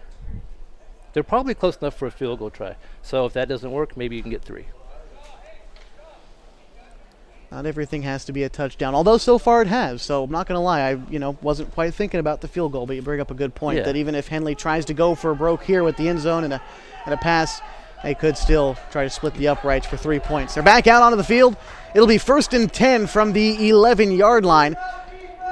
Stork, 2 wide receivers set out to either side. He's got Higgins in the backfield with him. 12 seconds to go in the half. The Hornets lead 20-0. Stork takes the snap, rolls out to his right side, throws it into the end zone, and in on the catch, Colton Smith for another Henley touchdown. Well done. They've been working on that right side. I think Shaw likes rolling to that direction, and they've been working that right side all night, and that time Colton came in with a touchdown. Second time that Colton Smith and Shaw Stork have connected through the air for points tonight. And both of them, a 10-yard reception, an 11-yard reception, so similar plays. Now we've got the extra point attempt coming up. It was blocked last time, trying to get the kickoff quick. Sheen will split the uprights, and the score now 27-0. We've got 5 seconds left to go in the second half, so likely just going to see a kickoff. And we'll see if Henley tries to do anything funny with the kick, although I doubt it, being up 27-0. That drive taking 3 minutes, 32 seconds, was 7 plays and converting 7 points. Henley's got to be very happy with their performance here in the first half, being up 27. I'd imagine so. And talking with Coach Stork before the game, he had as many questions as I think anyone else did because his team hasn't played anyone else yet. Like we said, the Jamboree at Phoenix got canceled due to smoke. And this is the first time that they've played someone in a different color uniform. So I think part of that probably is the hunger to play someone who's not your classmate. But they have looked really good so far. They have. And I think the most important thing we need to remember also is that we're playing. Yeah. Because that's not always a given in these times. And it's great that the kids got to be able to play tonight. There were some games across the state that were canceled, so we can feel fortunate. Right, we can talk about some of those games that are being played tonight. Some of them have been canceled or moved. They're playing sort of a double header at Sutherland High School, so one of those games is concluded, and they've got another one out at Sutherland in, I believe it started about half an hour ago, so we'll get you score updates around the state coming up in the halftime show, which is about 1 kickoff away. 5 seconds left on the clock. Sheen kicking that one. That one will bounce and go out of bounds, so Ashland will get to run a play, and that was the only outcome that Ashland could really hope for, and it's going to work out for them. They'll get 1 play before half. We'll see what they do here. They have some quarterbacks that can throw it deep, but they may decide just to take a knee. So we'll see what the coaches decide. Well, they've also had quite a bit of success through the air. I mean, they've had a couple 50-yard plus plays tonight through the air so far. So they may want to try. If I was Coach Bo, I would maybe try to just unleash one a little bit with 5 seconds. It can't really hurt you. Right. It'll be 1st and 10 for Ashland from their own 35.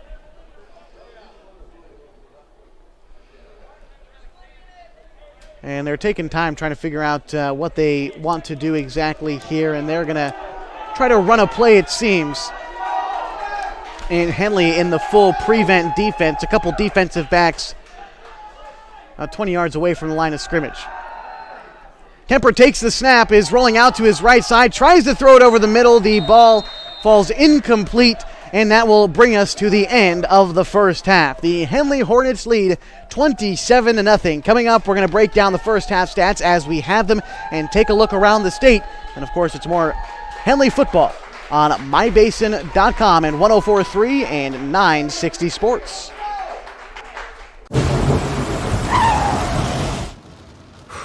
Sure glad we went to Les Schwab. I'm glad the baby's still happy.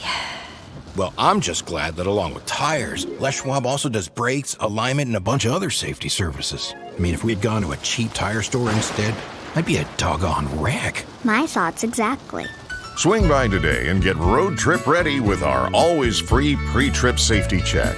Les Schwab Tires, doing the right thing since 1952.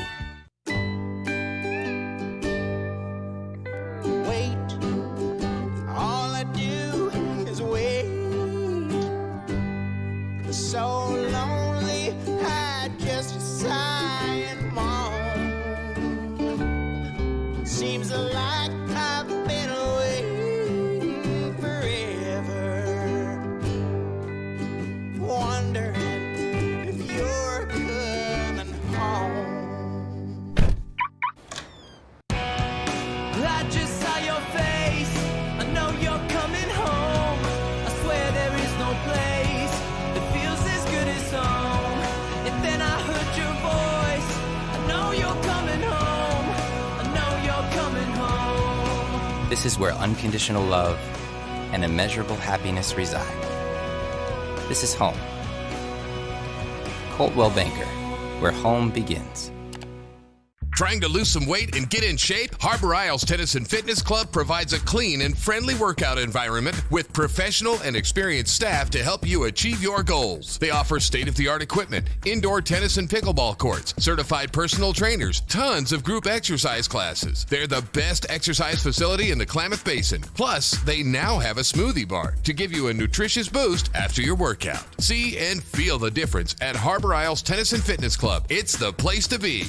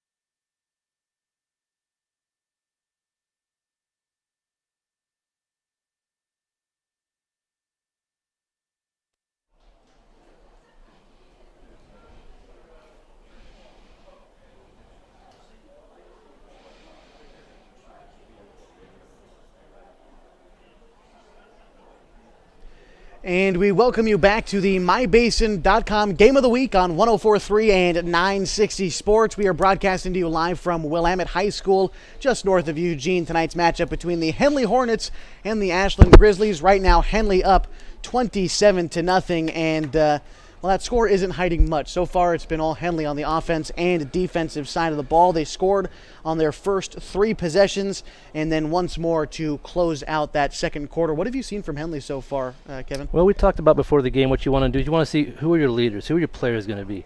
And we've called the names of a few players more often than others. We've seen some really good play from Austin Fitz and Garrett Northcutt and Tolson Higgins, and Shaw Starks played very well. So that's what you want to see, and they're getting that. They're getting good execution, which is the other part of the plan you want to see from a coaching standpoint. So all things are going well for Henley for sure. I'm going to read you off a couple numbers that just sort of reiterate that point. First down comparisons between the two teams. Henley is at 14 first downs in the first half. Ashland just grabbed 4, so that is indicative of how the Henley offense has been running. You take a look at the other number I'd like to mention. Ashland is 1 for 6 on third down conversions tonight. Henley is 1 for 2, which I think the biggest takeaway there is that Henley's only had to face third down twice tonight. Right. Things have gone their way. They haven't had to encounter that exactly. Right, they haven't had too much holding them up. As far as scoring so far, a couple of passing touchdowns for Shaw Stork, connecting with Colton Smith, once for 10 yards, once for 11 yards. Stork has also punched it in himself on the ground for a 3-yard touchdown in the first quarter. Other than that, it's Tolson Higgins with the other touchdown for the Henley Hornets tonight. Ashland not quite on the board yet, but they've still got a full second half ahead of them. We'll see what they're able to do coming up. In just a bit, Going to talk about the other games going on around the state. Mazama and Marshfield are just getting ready to go in the third quarter. We've got a score update there, as well as what else is going on in the top 10 around the state of Oregon. So keep it here. The Henley Hornets lead 27-0 over Ashland at halftime. You've got the MyBasin.com Game of the Week on 103 and 960 Sports. Threads. There are many threads that run through our region. There are churches and schools and Little League teams that bring us together and bind us into communities. There are roads and cars, there are houses and jobs and businesses, all woven together to make the fabric of our communities. There are financial threads that are part of that tapestry as well. For over 80 years, it's been our pleasure to be headquartered here, providing financial services to generations of our friends and neighbors. From that first savings account, the retirement planning, and all of the cars and houses and groceries in between, we keep your money local, investing it back into our communities, adding more threads to the fabric to make our communities stronger. Pacific Crest Federal Credit Union. Find your path. Sports was kind of what defined me as a person. I loved to play every sport I could possibly play. And we welcome you back to the MyBasin.com Game of the Week on 104.3 and 960 Sports. The score right now, 27-0. Henley leading Ashland at halftime. We've got a couple other games going on around the state. I think the one that everyone is keeping their eye on is the Mazama-Marshfield game. Now, it looks like right now that Marshfield is leading 14-0 as they start the third quarter over Mazama. That's the 1 versus 4 matchup, so obviously that'll be fun to keep track of as the season goes on. Just some other scores from around the state, not necessarily pertaining to us locally. At halftime, Cascade Christian is leading La Pine 7-0. Astoria earlier today beat Cottage Grove 45-7. And for our local score, St. Paul topped Lost River earlier this afternoon 36-24. One more score, trying to find it. Here we go. North Valley beating St. Mary's 21-20. That was played at Sutherland High School a little bit earlier today. And Phoenix, the Pirates, as a matter of fact, are playing Sutherland tonight. They are playing right now, as far as I know. Kind of played a doubleheader out there at Sutherland High School. So a little bit interesting what's going on around the state. But like you said, it is a blessing to actually be able to play tonight. This morning is when the game got moved to 11 High School. We didn't quite know what the plan was, but here we are. Yeah, you have to be creative with your scheduling. We're seeing a lot of athletic directors. They should get a lot of credit because there's a lot that goes into moving a football game. And these athletic directors and volunteers and coaches have really done a great job and done some things we're not used to seeing in high school football with moving games and double headers and times and days. But they really are trying to do what's best for the kids. You know, last year was interesting because we had all these scheduling conflicts. I feel like last year was sort of a practice round. You could play 6 games and figure out how to schedule them. All right, next year you get to play 9 games. You get to figure out how to schedule around the smoke and whatever other problems we have. So we got some practice in it last year a little bit. Sure. You know, one thing that you didn't really think about is that because of the spring season, there's not as long of a gap as normal between seasons. And I've heard some of the coaches mention it's kind of nice. The kids haven't quite forgotten as much as they might forget in a full year because they just played in March. And in Henley's case, I think we're seeing that. There's a pretty good carryover from their last shortened season to this one. Well, without a doubt, with the play action passes that they're running and some of the misdirections, that's stuff that maybe you don't install week 1 in a normal season. That might come along week 4 or 5, but this time, because, you know, their last game was played in March, they're able to carry that over. They transitioned from the spring season pretty much right into summer camp, right into fall camp, and here they are. Meantime, Ashland, like we said, you know, they didn't get to play last season, so a little bit less carryover. A lot of young kids, and I think that's showing in the first half a little bit. I think so too. I think Henley looks confident, which is odd this early in the season to look confident. But they have given up a couple big plays, but it hasn't really deterred them. They got back on the line and they stopped the drives. So, got one more halftime score from around the state tonight. This one, a bit of a blowout. Marist Catholic beating Sweet Home right now, 49-0. We've also found out that Hidden Valley's game against Elmira has been canceled. I'm not sure if it's going to be rescheduled at a later date, but the Mustangs returning to the Skyline Conference this year. They had a couple guys go D1 last year. They've got a quarterback who has fielded a couple offers from Oregon to play baseball. He's got a couple D1 offers to play football. So curious to see what the Mustangs are able to get done this season. Like we said, Mazama Vikings, they are trailing Marshfield 14-0 as they start the third quarter there. So a lot of interesting games in the Skyline Conference, and with how many good teams are playing, I equated it a little bit to college football because, a lot of good teams playing each other in college football too. And of course, here in Eugene, the Oregon Ducks are going to play tomorrow against Fresno State, so that's going to be fun as well. That's right. They've got that oddball 11 a.m. kickoff. Should be a fun game to watch. It definitely will be, yeah. And, as we talk about college football real quick, I'd like to mention that if you're listening on radio right now on 104.3 and 960 Sports, you'll be able to hear Oregon State and Purdue tomorrow at 2 p.m. Mike Parker on the call there, where your Klamath Basin's home for the Oregon State Beavers. So be sure to check that game out as well. Well, before we go to break, one more touchdown for Marshfield.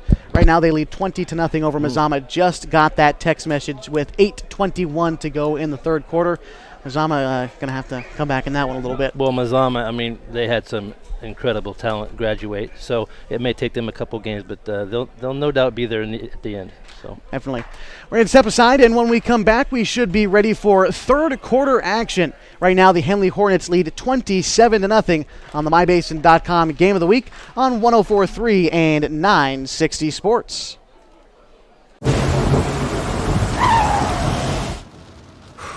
Sure glad we went to Les Schwab.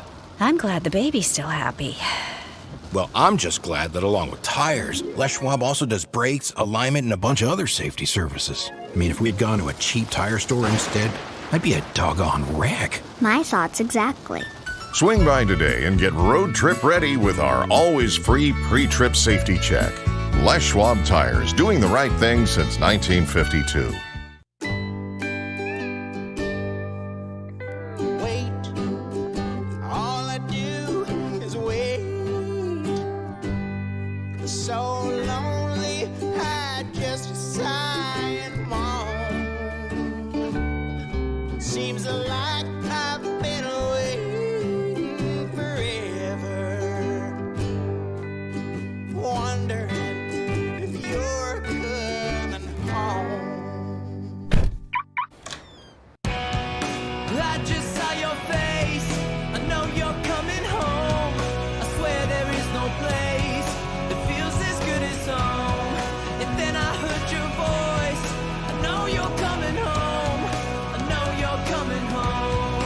This is where unconditional love and immeasurable happiness reside. This is home. Coltwell Banker, where home begins. Trying to lose some weight and get in shape? Harbor Isles Tennis and Fitness Club provides a clean and friendly workout environment with professional and experienced staff to help you achieve your goals. They offer state-of-the-art equipment, indoor tennis and pickleball courts, certified personal trainers, tons of group exercise classes. They're the best exercise facility in the Klamath Basin. Plus, they now have a smoothie bar to give you a nutritious boost after your workout. See and feel the difference at Harbor Isles Tennis and Fitness Club. It's the place to be.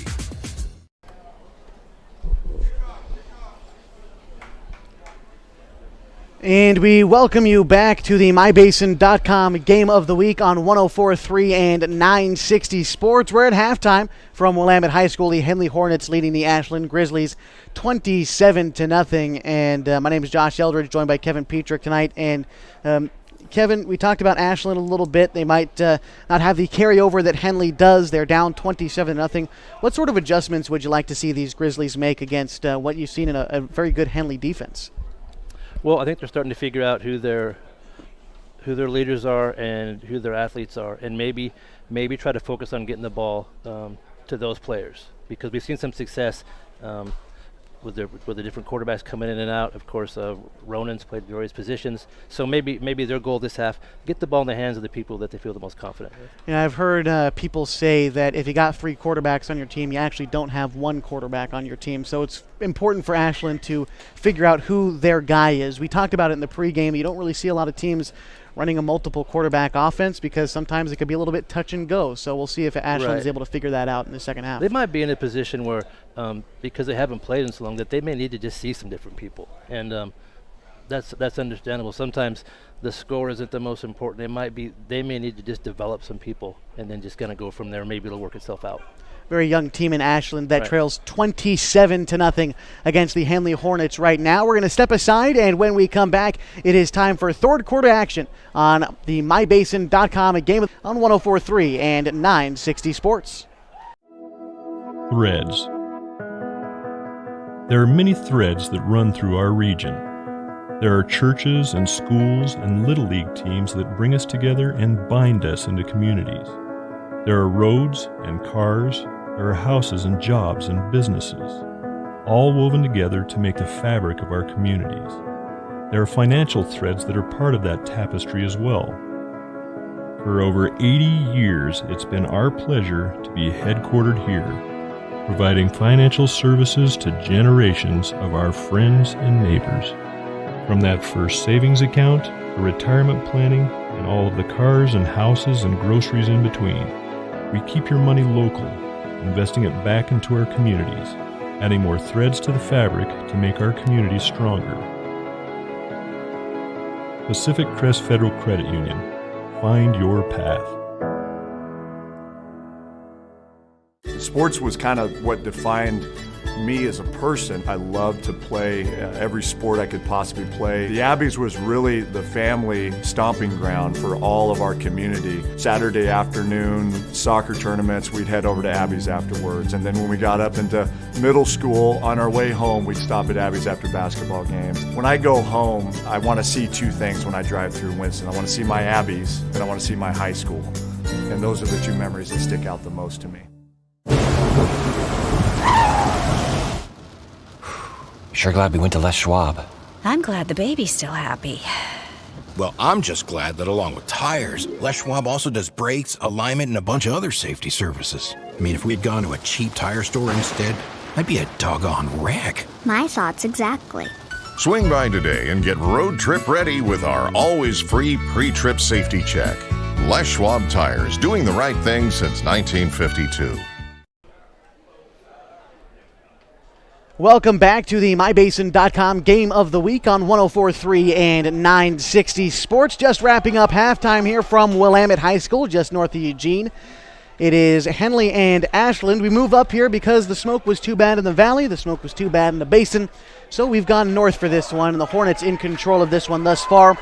Rattled down some halftime scores from across the state at halftime. I'd like to add one more in there in the fact that McNary leads South Medford 21-7 right now. That is at halftime. So, and then as we reiterate, Marshfield leading 21-0 over Mazama. That's the other game we're keeping close tabs on tonight because in the preseason coaches poll, Marshfield ranked number 1. Mazama was ranked number 4 and actually receiving some first place votes for the Vikings. They received 4 first place votes, 102 overall. So Mazama still going to be formidable and still have a second half to play over there at Marshfield. Meantime, we have a second half to play here between the Henley Hornets and the Ashland Grizzlies. Right now, Alex Stork's team is doing exactly what they want to on both sides of the football. Now it's up to Coach Bo from Ashland to try to figure out what needs to go right for them in the second 24 minutes of the first contest of the 2021 season. You hear it all the time, but it's true. Ashland's going to want to just win this half. The coaches are telling their kids it's 0-0, go out there and do your best to win this half, and I think that would be a success for them. Henley wants to put together a complete game. That's going to be their goal here in the second half. Ashland kicking things off to the Hornets as Henley drives now from left to right across your screen. They were able to receive the kick and bring it out past the 30. Up to about the 31-yard line. That is where the Hornets are going to start the first drive of the second half. Luke Bennett getting a touch there with a nice little run back. And the Hornets have good field position to start the third quarter. They finished off their last drive with a touchdown. Went 5 plays in just about 3.5 minutes. They have struck fast when they have struck, have the Hornets. A couple times so far. Let's see. 2 plays in 48 seconds in the first quarter. They also scored on 3 plays in 59 seconds earlier in the game. Stork taking the low snap. Higgins with the ball. He sheds off one defender, tries to get back to the line of scrimmage, and can't quite do it. That'll be a loss of 2 on the play, so Ashland getting into the backfield, and I'm sure you can hear it in the stands here at Willamette High School, but the Ashland crowd getting into it a little bit, the Ashland sideline getting into it, and I think you're exactly right. Ashland coming out with just a little bit more fire here in the second half. Yeah, we haven't seen a lot of that. They got in the backfield there. Alan Heisel getting in that backfield, making a nice play. It'll be 2nd and 11 for the Hornets. Stork has got Higgins out to his right and 2 wide receivers there as well, 2 to his left. Stork with the low snap, tries to unload it downfield, and the catch is made at the 42-yard line. Going out of bounds after making the catch was Austin Fitz in the near sideline, and that'll be good for a Henley first down. Nice concentration by Austin on all these passes he's caught today. And like we mentioned, he's a nice target. He's a big kid with long arms, and that could be quite a combination. We'll keep an eye on those two. Fitz, 6'4" and a junior. That is a big target. Oh boy, playing a little bit of basketball in the winter as well, which we'll see in December. 10:39 to go in the third. Henley leads 27-20. They've got the ball right now. Stork has got 2 wide receivers set out to either side, and Higgins in the backfield to his left. And Fitz, I believe, is going to false start. That's bringing him back just a bit. 5-yard penalty will be 1st and 15. They were spreading everybody out there. We'll see if they do that again.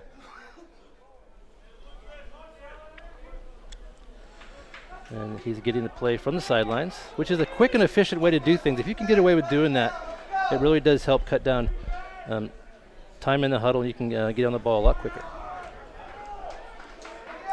Same formation coming out for the Hornets. Higgins, only difference is now he's on the right side of Stork instead of the left. Stork taking the snap. He's going to keep it himself on the option. He's going to cut around now to the near sideline. He's up past the 35 before being brought down at the 34-yard line. Call it a gain of 16 on the play. Good for a Henley first down.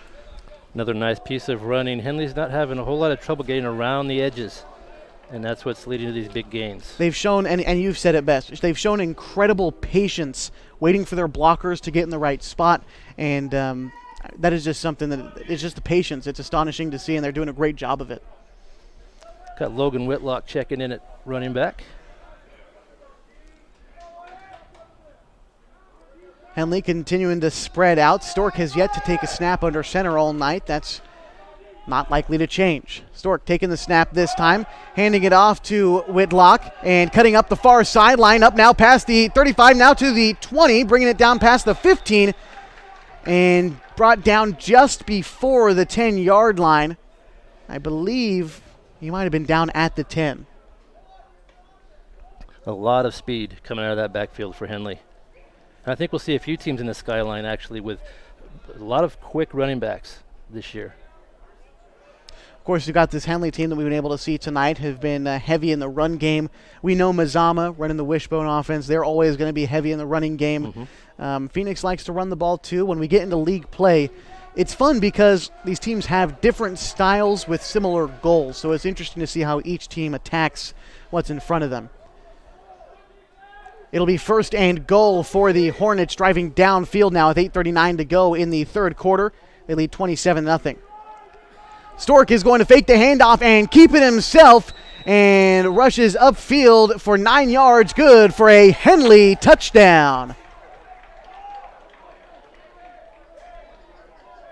Henley picked up right where they left off, which is exactly what you want to do. And that did not take long at all. Well, it took them 5 plays and just over 3 minutes, about 3 minutes and 20 seconds to get downfield. They went 69 yards.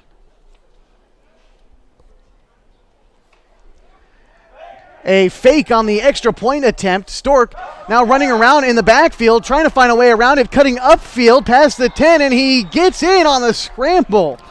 Wow, he ran all the way back to about the 20-yard line, cut back upfield, and just snuck into the corner on the far sideline. He took the long way around, did a little loop-de-loop in there. And definitely went the scenic route to try to convert 2 points there, which they were able to do. The Hornets now lead 35-0 with 8:29 to go in this third quarter. We're going to step aside and come back when we do more third quarter action on the MyBasin.com Game of the Week on 104.3 and 960 Sports.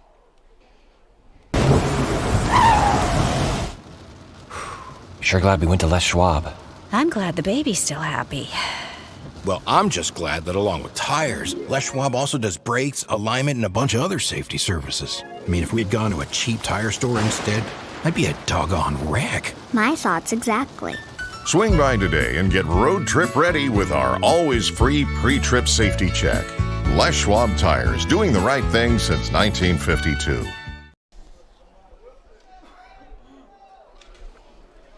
Welcome back to the MyBasin.com Game of the Week on 104.3 and 960 Sports. We've also got HD video on MyBasin.com. You can check out MyBasin.com for everything going on in the Klamath Basin, from news, of course, sports. We've got special events on there as well. Check it out. It's the Basin's website, MyBasin.com. The Hornets lead 35-0, 7:22 and counting to go in the third quarter. Once the team is up by 35 points, we do have a running clock. So Ashland looking to score here to try to stop that from happening. Henley will kick the ball off. Back to receive for the Grizzlies will be number 4. That is Atticus Hayes. The kick is up, bounces around at about the 15, fielded at the 10 by Hayes. He's trying to cut back to the near side and will be brought down at the 11. So about a 1-yard return, although he ran quite a bit farther than 1 yard, just went laterally. Ashland will take over at their own 11-yard line with 6:51 to go in the third quarter. That might have been Ryland Fox down there making that tackle, and that was a good effort. Kind of got him by the jersey and didn't let go. And Ashland has to start pretty deep. So talk about the running clock for a second. Basically, if the ball goes out of bounds, keep the clock running. The only reason it stops is for a timeout or change of possession, things like that. Otherwise, the clock will continue to roll. We've got 6:43 and counting in the third quarter. The Hornets lead 35-0.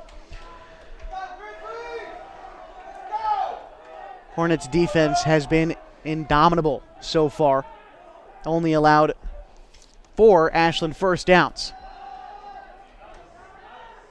Rush up the middle from White after he takes the handoff. A gain of about 6 yards. It'll be second down coming up for the Grizzlies. We haven't seen a whole lot of success into the heart of that defense up the middle. The successful plays have been either over the top or around the outside, so that's definitely a credit to Henley's line. Makes you wonder how much Ashland is going to continue to rely on that running game, because like you said, it's been what stopped them. Their passing plays have gone for big yardage, and so have their plays out to the outside, but keep trying to run it up the gut to the Grizzlies. 2 wide receivers set out to either side. This one, another handoff up the middle. A gain of about 5 yards on the play.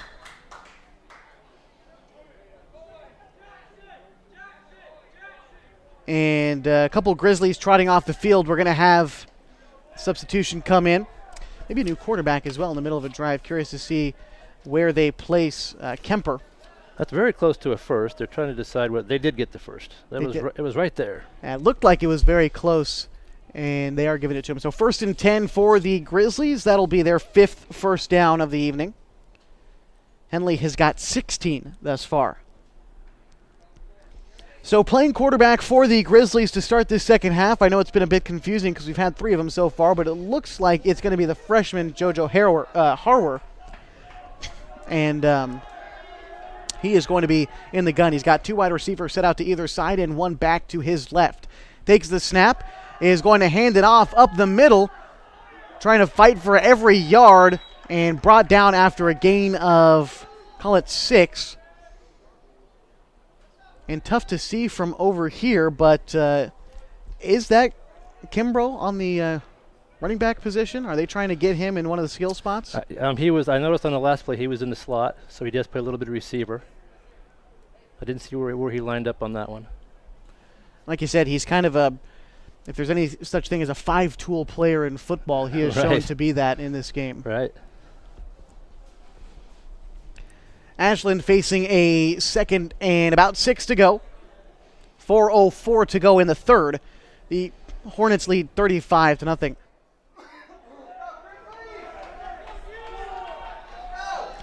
Grizzlies lining up. The Hornets still keeping their defensive backs quite a ways away from the line of scrimmage. This one a pass cut up short. The reception made by Atticus Hayes for about 8 yards. Good for a Grizzlies first down. That was a nice pass and catch. I like what I'm seeing from JoJo out there at quarterback. He seems to have a very strong arm. He's making the right decision, too. He's thrown it deep a couple times. He's hit the short route a couple times. He's making his reads real well for a freshman. 3:29 to go in a 35-0 ball game. The Hornets lead the Grizzlies with possession, 1st and 10 from the 30. Taking the snap was Harrower. He's going to hand it off to Hayes, who gains about 4 yards on the play. That might have been Kimbrough. Kimbrough on the carry? I think so. Well, again, the idea of a 5-tool football player. In baseball, you've got what? Throwing, speed, hitting with power. I don't know what those tools would be for football. Probably hitting with power would be one of them, just in a different sense. I would think so.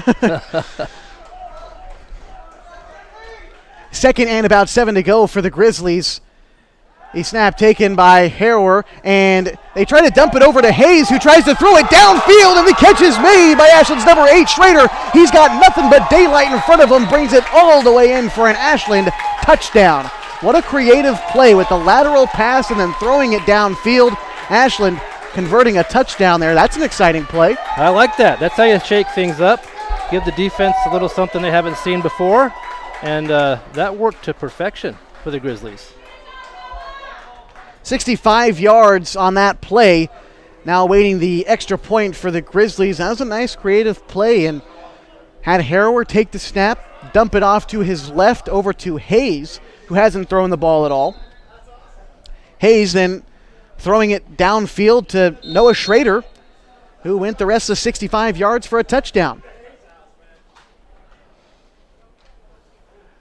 And Ashland going, it looks like, for a 2-point conversion, trying to make this a 35-8 ball game.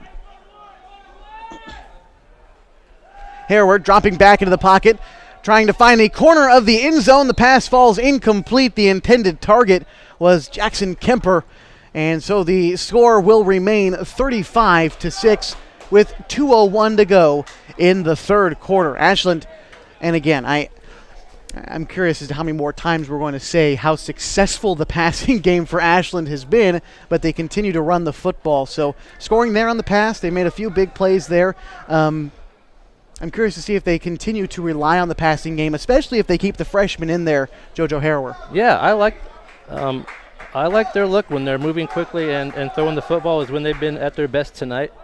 And like we said, they're trying to just win the half, and I think this evens them up. Each team with a touchdown here in the third quarter. Just about. In this half, Henley's leading 7-6. Yep. Still close enough, though. That's just trying to go for 2 to try to get yourself back in the ball game. But, man, for Ashland, I didn't look at it as a weakness necessarily for the team, more so a challenge that you have 17 freshmen on the roster. But when your quarterback is playing this good and he's just a freshman, that's got to feel good for Ashland, even when you're down by 20-plus points. Definitely. They can certainly build on that performance. Grizzlies still figuring out which football they want to use. They felt like they might want to use one, switch into another one from the sideline. So just taking a second here with 46 seconds and counting in the third quarter. The Hornets lead 35-6. Those kickers are particular. I was a kicker. You got to get that right ball. You don't want that hard one. You want that. My stepdad was a punter in high school, and I was an offensive lineman, and he never stopped trying to teach me how to punt the football. It's a skill that I could never master. I can guarantee you. Delicate art.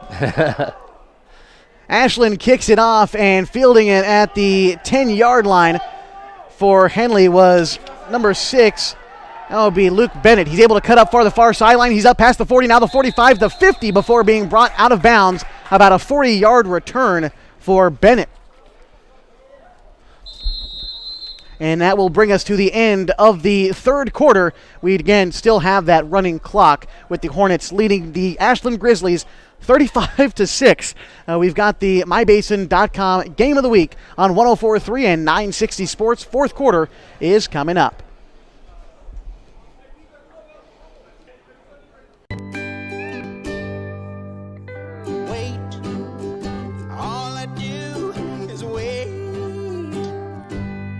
So lonely, I just sigh and moan.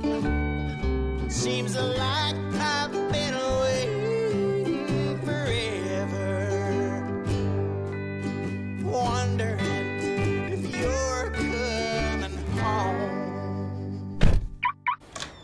I just saw your face, I know you're coming home. I swear there is no place. And then I heard your voice. I know you're coming home. I know you're coming home. This is where unconditional love and immeasurable happiness reside. This is home. Coltwell Banker, where home begins. Welcome back to the MyBasin.com Game of the Week on 104.3 and 960 Sports. We've got HD video on MyBasin.com. The score as we enter the fourth quarter, the Henley Hornets lead 35-6 over the Ashland Grizzlies. Still a running clock, 11:40 to go. Henley is taken over to start this quarter. I think I'm seeing Harper at quarterback. We should see a lot of substitutions here now in the fourth quarter for the Hornets. And that's what you want, right? If you're Sure. Coach Stork, you want to get your guys off the field. They played a great game thus far, Yep. a fantastic game. And now with the running clock situation, Henley just trying to finish this game cleanly and get out of here with a win. A high snap for the Hornets, and that one is fumbled in the backfield. Able to fall on it, I believe, was Harper. That's going to happen. You're gonna want to get some new kids in there. You're going to want to see how they perform in this situation. That's the kind of thing, and that exact fumble snap is why you get kids like this in the game situation to try to get them reps. Because again, I bring the point back. Some of these kids that we see on the field right now, especially, is their first varsity contest. So trying to get them integrated into the system and things like that. Definitely, it'll pay dividends if you can get some playing time early in the season. It will definitely pay off down the road. 10:32 to go in the fourth and counting. 35-6 the score. The Hornets lead. Trying to get a couple score updates from around the state, and we do have one from Marshfield and Mazama. I'll tell you about it in just 1 second as Harper taking the snap into the backfield, drops back, and the pass is completed to Owen Sheen for a gain of about 3 yards, still just short of the first down marker. It'll be fourth down and long for the Hornets. Looks like they're going to punt it here. Nice concentration by Owen Sheen there. He had people hanging all over him. He hung on to that football. It's a good catch. And from Marshfield High School, Marshfield is leading Mazama 28-7. There's 2:44 left to go in the third quarter. Well, that was about 11 minutes ago, so probably close to done with the third quarter now. Marshfield leading that game. Hornets punting for the first time tonight. Sheen with a high punt. And that one is going to roll out to about the 28-yard line on the other side of midfield. That is where Ashland will start their drive. So the first 3 and out for the Hornets tonight gives Ashland possession at their own 28-yard line with 9:10 to go in the final quarter. 35-6, the Hornets lead. Ashland's got a chance to string together 2 scores here. And they're bringing out JoJo at quarterback again. I like it. I like this freshman. I like all 3 of the quarterbacks Ashland has played so far. So really getting to watch them, I can see why they've trotted 3 guys out there. But to me, so far, this freshman JoJo has looked really good, if not the best one they've trotted out there so far. Yeah. First and 10 from the 28. Harewood takes the snap, dropping back into the pocket, feels a little bit of pressure, dumps it off to the near side. The pass is caught on the near sideline, And stopped right away is Caden Negra, the sophomore, 6'3", good for an Ashland first down. That's pretty good coverage out there by Henley, but just a nice effort to go up, get that ball. Trying to move the ball downfield. They've done it well through the air. 8:10 to go in the fourth. Henley leads 35-6 over Ashland. Two wide receivers set out to either side. And running back over to his right. And false start against Ashland. This one coming back. Be first and 15.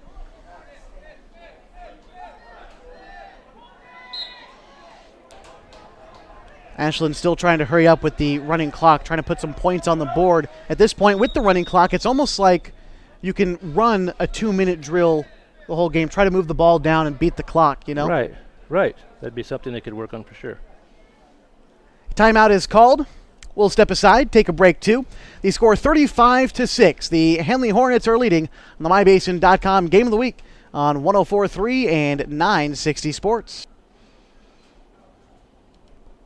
Sports was kind of what defined me as a person. I loved to play every sport I could possibly play. The Abbeys was really the family stomping ground for all of our community. Saturday afternoon, soccer tournaments, we'd head over to Abbeys afterwards. And then when we got up into middle school, on our way home, we'd stop at Abbeys after basketball games. When I go home, I want to see two things when I drive through Winston. I want to see my Abbeys, and I want to see my high school. And those are the two memories that stick out the most to me. And we welcome you back to Willamette High School. That's the site of tonight's game on the MyBasin.com Game of the Week on 104.3 960 Sports. The Henley Hornets lead 35-6 over the Ashland Grizzlies. The Grizzlies with the ball. They face a 1st and 15 coming out of the break. JoJo Harrower, the quarterback for the Grizzlies, takes the snap, drops back into the pocket, pump fakes, tries to throw it downfield, and just overthrows his man.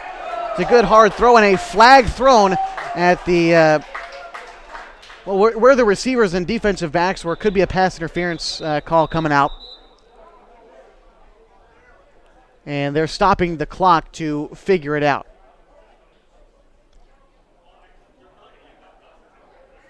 That ball was about 40 yards in the air, I think. That was a good throw. It was. And the penalty going against Henley. And I didn't quite see the signal from the Whitecap. Did you happen to catch it? Looks like it's about a 10-yard penalty. I did not see the signal. That'll be a first down for Ashland regardless. 1st and 10 on the Henley 47.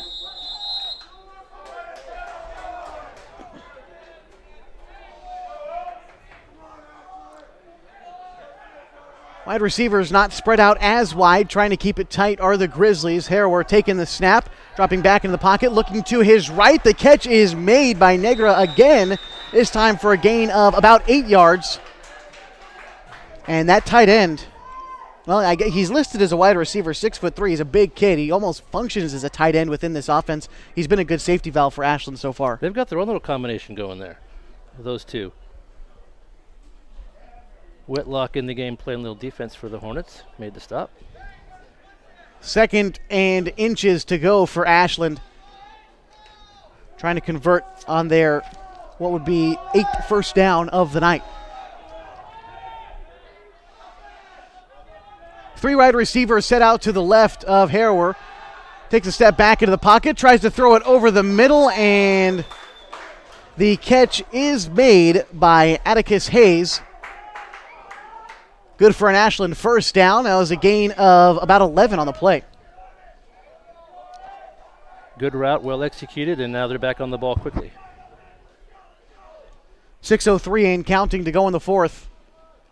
35-6, Henley leads. Harrow taking the snap, looking to his right once more, and another catch is made by Negra. He takes the contact in the air, stays on his feet, and battles forward for another about 5 yards. It'll be 2nd and about 3.5 yards to go for Ashland as they are driving the ball downfield nicely. They are stringing together some completions. This will be the 7th play of the drive coming up.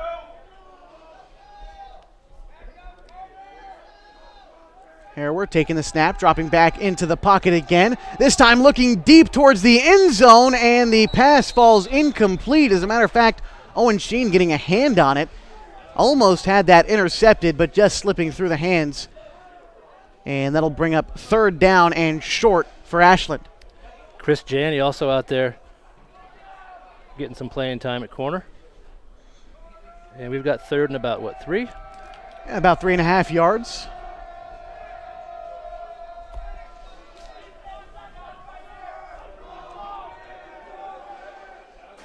Next up for Henley, if you want to take a look ahead at their schedule, next week they're going to be hosting Wairika, and then they host Crook County, so back-to-back home games for the Hornets.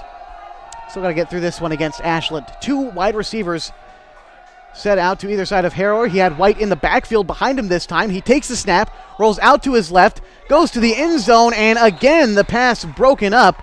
Was that Sheen again on the play? Looked like 30. Is that Carter Baker out there? I'd make that Carter Baker, 5'10", 150 pounds, the junior, trying to deflect that pass away. He closed in quickly on that pass. Nicely done.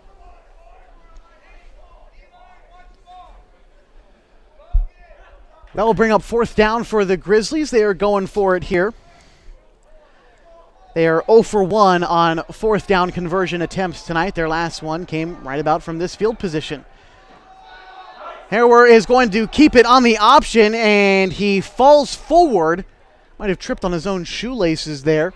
It looks like he got the 1st down, though, so even if there is a sniper somewhere out there in the grass, he's able to get that 1st down.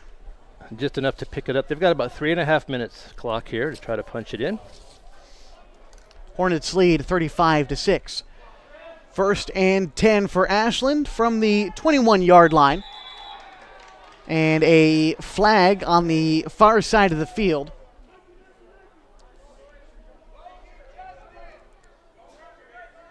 And unsure of the signal. Probably going to be a false start, but still no signal yet from I believe you're right. That's what it was. 1st and 15. Harrower takes the snap, drops back into the pocket, tries to get to the end zone, and a diving attempt at a catch falls just incomplete from Negra.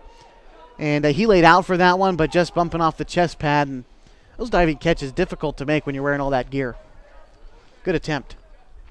It's a situation like we talked about where Ashland's finding their athletes and getting the ball to their best players, and they found some good kids tonight. Negra's having a nice game, as is their quarterback. Harrower taking the snap once again, 2nd and 15, trying to dump it close, and a completed pass to Kimbrough. We haven't seen too much of since the 1st quarter. Completing that pass there, good for a gain of, call it about 8 yards. 3rd down coming up for Ashland. 2:05 to go in the final quarter. Hornets lead 35-6. He's definitely a player you want to get the ball into the hands of. 3 wide receivers set out to the left side of Harrow. And he's fallen back into the pocket, tries to dump it off to his left, and he's able to get it to White, who completes the pass at the 15. Cutting upfield and in for an Ashland touchdown.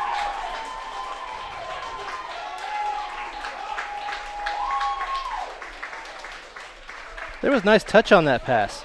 He didn't have to burn that one. He just lofted it right over the defense, right where it needed to go. That's a nice touchdown for the Grizzlies. About 12 yards out. That would be Gavin White, the sophomore, on the reception, redeeming himself after the fumble earlier in the game, punching it in for 6 there. The Grizzlies looking to go for 2. This one is a play-action pass. Pass goes into the end zone to Kimbrough, and it is good. Ashland now trailing 35-14 with a $1:35 to go in the 4th quarter. And Ashland has played a very different ball game here in the second half than they did the first, and I think you're exactly right. They found out some of the guys they want to go to. They found some reliable playmakers, and it's worked out for them here in this second half. Yeah, I think they set out and achieved their goals for this half. That drive going 72 yards in just about 7 minutes. Just a little bit under 7 minutes for Ashland, punching in 6 points there. They trail 35-14 to the Henley Hornets. Henley really has played a complete game. They've played a lot of kids. Their starters that they wanted to see performed very well. So it'll be a happy bus ride home for the White tonight. Without a doubt, a long, happy bus ride home. We are in Willamette, at Willamette High School tonight in Eugene. And, all of us making that nice long drive home tonight. We want to thank Willamette High School. Everybody's been very kind here, making it easy for us. Absolutely. Their athletic director, Thomas Armstrong, working with us for last-second accommodations to set us up nicely in the bleachers. I'd like to thank Willamette High School's staff for getting us set up. I know it was so last minute, but we're able to get a game on and get it on the air for you folks watching at home, and we appreciate you for being with us in the 2021 season. Of course, mybasin.com and 104.3 960 Sports, your home for Henley football all season long. We'll also carry Henley basketball and some baseball and softball when it comes up in the springtime as well. Your official home for Henley sports in the 2021 season is mybasin.com. Ashland trying for a little bit of an awkward onside kick, but it's fielded at about the 35 by Owen Shane. He's cutting back across the other side of the field, and apologies, that was not Owen Shane, although he was out there. That was Benny Scott. They tried a little tricky kick there, but it didn't fool Benny at all. He picked it up off one hop, made a nice little return, and we'll see who Henley has in the game here with a minute and change left. Taking over at their own 45-yard line, like you said, minute 23. Curious to see if Henley decides to run a couple plays here just to get some younger guys some reps as the clock does continue to run. Minute 15 now, Henley leads 35-14. It's a handoff to the near side. Cutting upfield now was Whitlock. And he gets a gain of about 9, crosses midfield to the 48, just short of the first down. Henley's running game was terrific tonight. Every back they put in there showed a lot of success and a lot of promise. They're definitely narrowing down who they want doing what on the running back side. The good part for them is there's really not a bad option, so right. Everything is working for them. Depth is always important, and that's gonna pay off again. Whitlock taking the handoff again. He's cutting up the far sideline. He gets the first down and then some. He's up past the 35, gets to the 30, pushes out of bounds at the 25, call it the 23-yard line. It's about a 25-yard gain for the Hornets with 18 seconds left to go. And that will likely spell the end of this contest tonight. It's a good hard run by Logan. One more snap with 7 seconds left to go.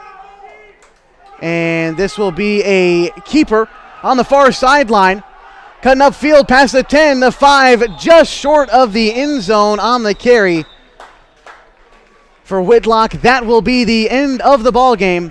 35-14, Henley 1-0. On the season. We'll talk about this game in the post-game show coming up, as well as wrapping up some of the other games from around the state. Final score tonight, 35-14, Henley with the win. You've got the mybasin.com Game of the Week on 104.3 and 960. Thread. There are many threads that run through our region. There are churches and schools and Little League teams that bring us together and bind us into communities. There are roads and cars. There are houses and jobs and businesses, all woven together to make the fabric of our communities. There are financial threads that are part of that tapestry as well. For over 80 years, it's been our pleasure to be headquartered here, providing financial services to generations of our friends and neighbors. From that first savings account, to retirement planning, and all of the cars and houses and groceries in between, we keep your money local, investing it back into our communities, adding more threads to the fabric to make our communities stronger. Pacific Crest Federal Credit Union. Find your path. Sports was kind of what defined me as a person. I love to play every sport I could possibly play. The Abbeys was really the family stomping ground for all of our community. Saturday afternoon, soccer tournaments, we'd head over to Abbeys afterwards. And then when we got up into middle school, on our way home, we'd stop at Abbeys after basketball games. When I go home, I want to see two things when I drive through Winston. I want to see my Abbeys, and I want to see my high school. And those are the two memories that stick out the most to me. Sure glad we went to Les Schwab. I'm glad the baby's still happy. Well, I'm just glad that along with tires, Les Schwab also does brakes, alignment, and a bunch of other safety services. I mean, if we had gone to a cheap tire store instead, I'd be a doggone wreck. My thoughts exactly. Swing by today and get road trip ready with our always free pre-trip safety check. Les Schwab Tires, doing the right thing since 1952.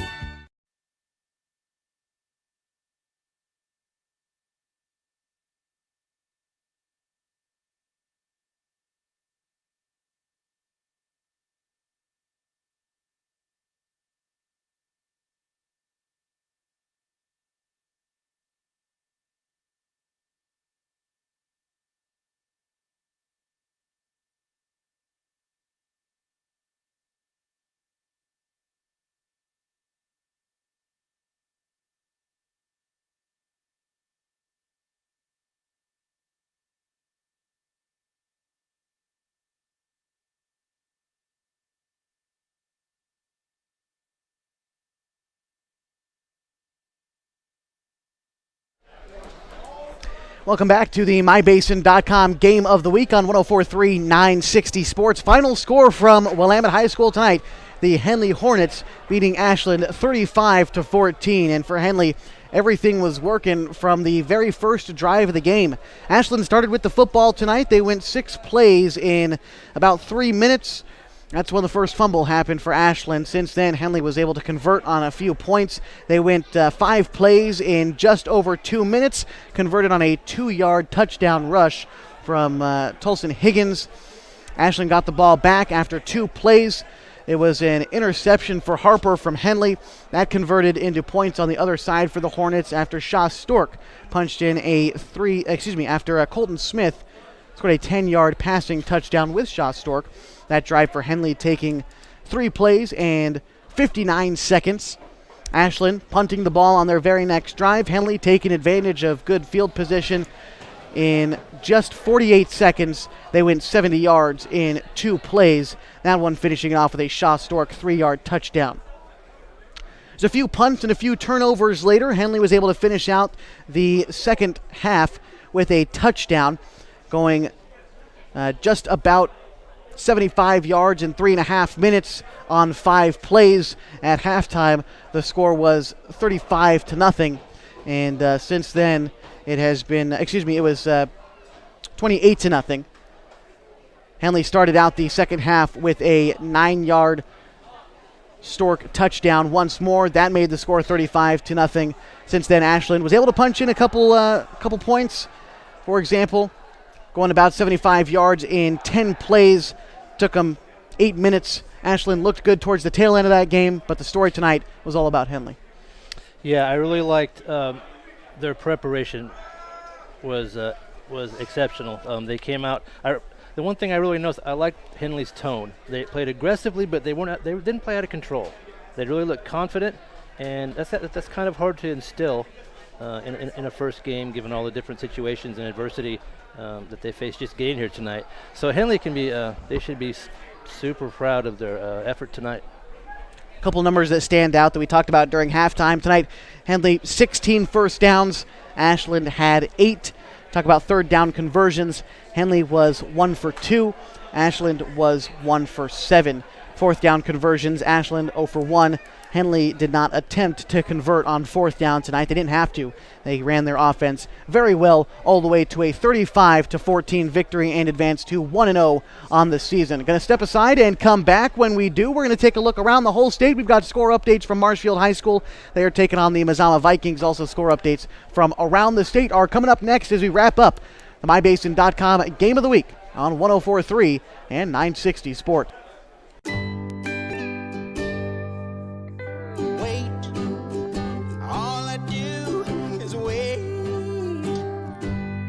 was so lonely, I just sigh and moan. Seems like I've been away forever, wondering if you're coming home. I just saw your face, I know you're coming home. I swear there is no place that feels as good as home. And then I heard your voice, I know you're coming home. I know you're coming home. This is where unconditional love and immeasurable happiness reside. This is home. Coldwell Banker, where home begins. And we welcome you back to Willamette High School, the site of the MyBasin.com Game of the Week on 104.3 960 Sports. Tonight, Henley grabbing their first win, 35-14, as we kick off the 2021 season. And some other games going on across the state tonight. I think the one that we were all worried about, and, well, not worried about, interested in, I would say, was the correct term. Marshfield beat Mazama tonight, 35-20. That is the final. They just wrapped up over there in the coast. Mazama falling to 0-1 on this season, and Marshfield, the consensus #1 team in the state, starting out 1-0. So curious to see how both of those teams continue to go through both the season. I have a feeling Mazama will get back on the right track. Oh, I'm sure. Other games going on in the area tonight, of course. Banks leading Gladstone 12-0. They're just starting the second half. Final, Marist beating Sweet Home tonight, 49-12. Just from around the state, Vale played a team from Idaho tonight, beat them 25-0. Astoria 45-7 over Cottage Grove, and a Skyline Conference game, North Valley beating St. Mary's 21-20 earlier tonight. So I would say, even though there might have been a couple hiccups, some false starts, we were finally able to start football in the fall. It was a little bit touch and go there for a while on whether or not we'd play tonight, but gracious for the folks here at Willamette High School for hosting us and able to play a great game of football tonight. Henley, happy bus ride home. Yes, it definitely felt like football again with the fall air and the lights and the evening game. And just want to note, as I look around, both teams now are starting to leave the stadium. And I don't know if you notice, just smiles everywhere. Parents, kids, athletes. It really is important for the kids to have activities at school. And it's just really nice to see them out here tonight. And aside from just football, I believe volleyball started last night. Boys and girls soccer is going to be up soon. And just nice to be as back to normal as we can be, and that, kids across fall sports able to get to play. And that's credit to the folks at the OSAA and all the athletic directors and the coaches for banding together and fighting to put on a season this year. And we're able to get it done. Very nice to see, as exactly as you said. The smiles out there is nice.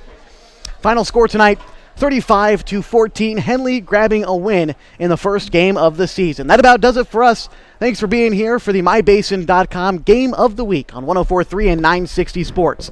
You can watch an archive replay of this event and many others on MyBasin.com. It's your home for everything going on in the Klamath Basin, from news to sports, special events, and everything in between. Check us out online at MyBasin.com. Once again, final score tonight, Henley 35, Ashland 14. I'd like to thank Willamette Valley High School Athletic Director Thomas Armstrong for hosting us a little bit last minute. We were able to get it on air. Appreciate Thomas Armstrong for accommodating us tonight. I'd also like to thank Sam Osofsky at Ashland High School. He's been their acting athletic director for the past week while their normal athletic director is out for a little while. Sam has been a big help to me getting this broadcast on air. Special thanks to Sam Osofsky, and of course the Henley athletic director Jesse Hamilton, allowing us to cover his programs all season long.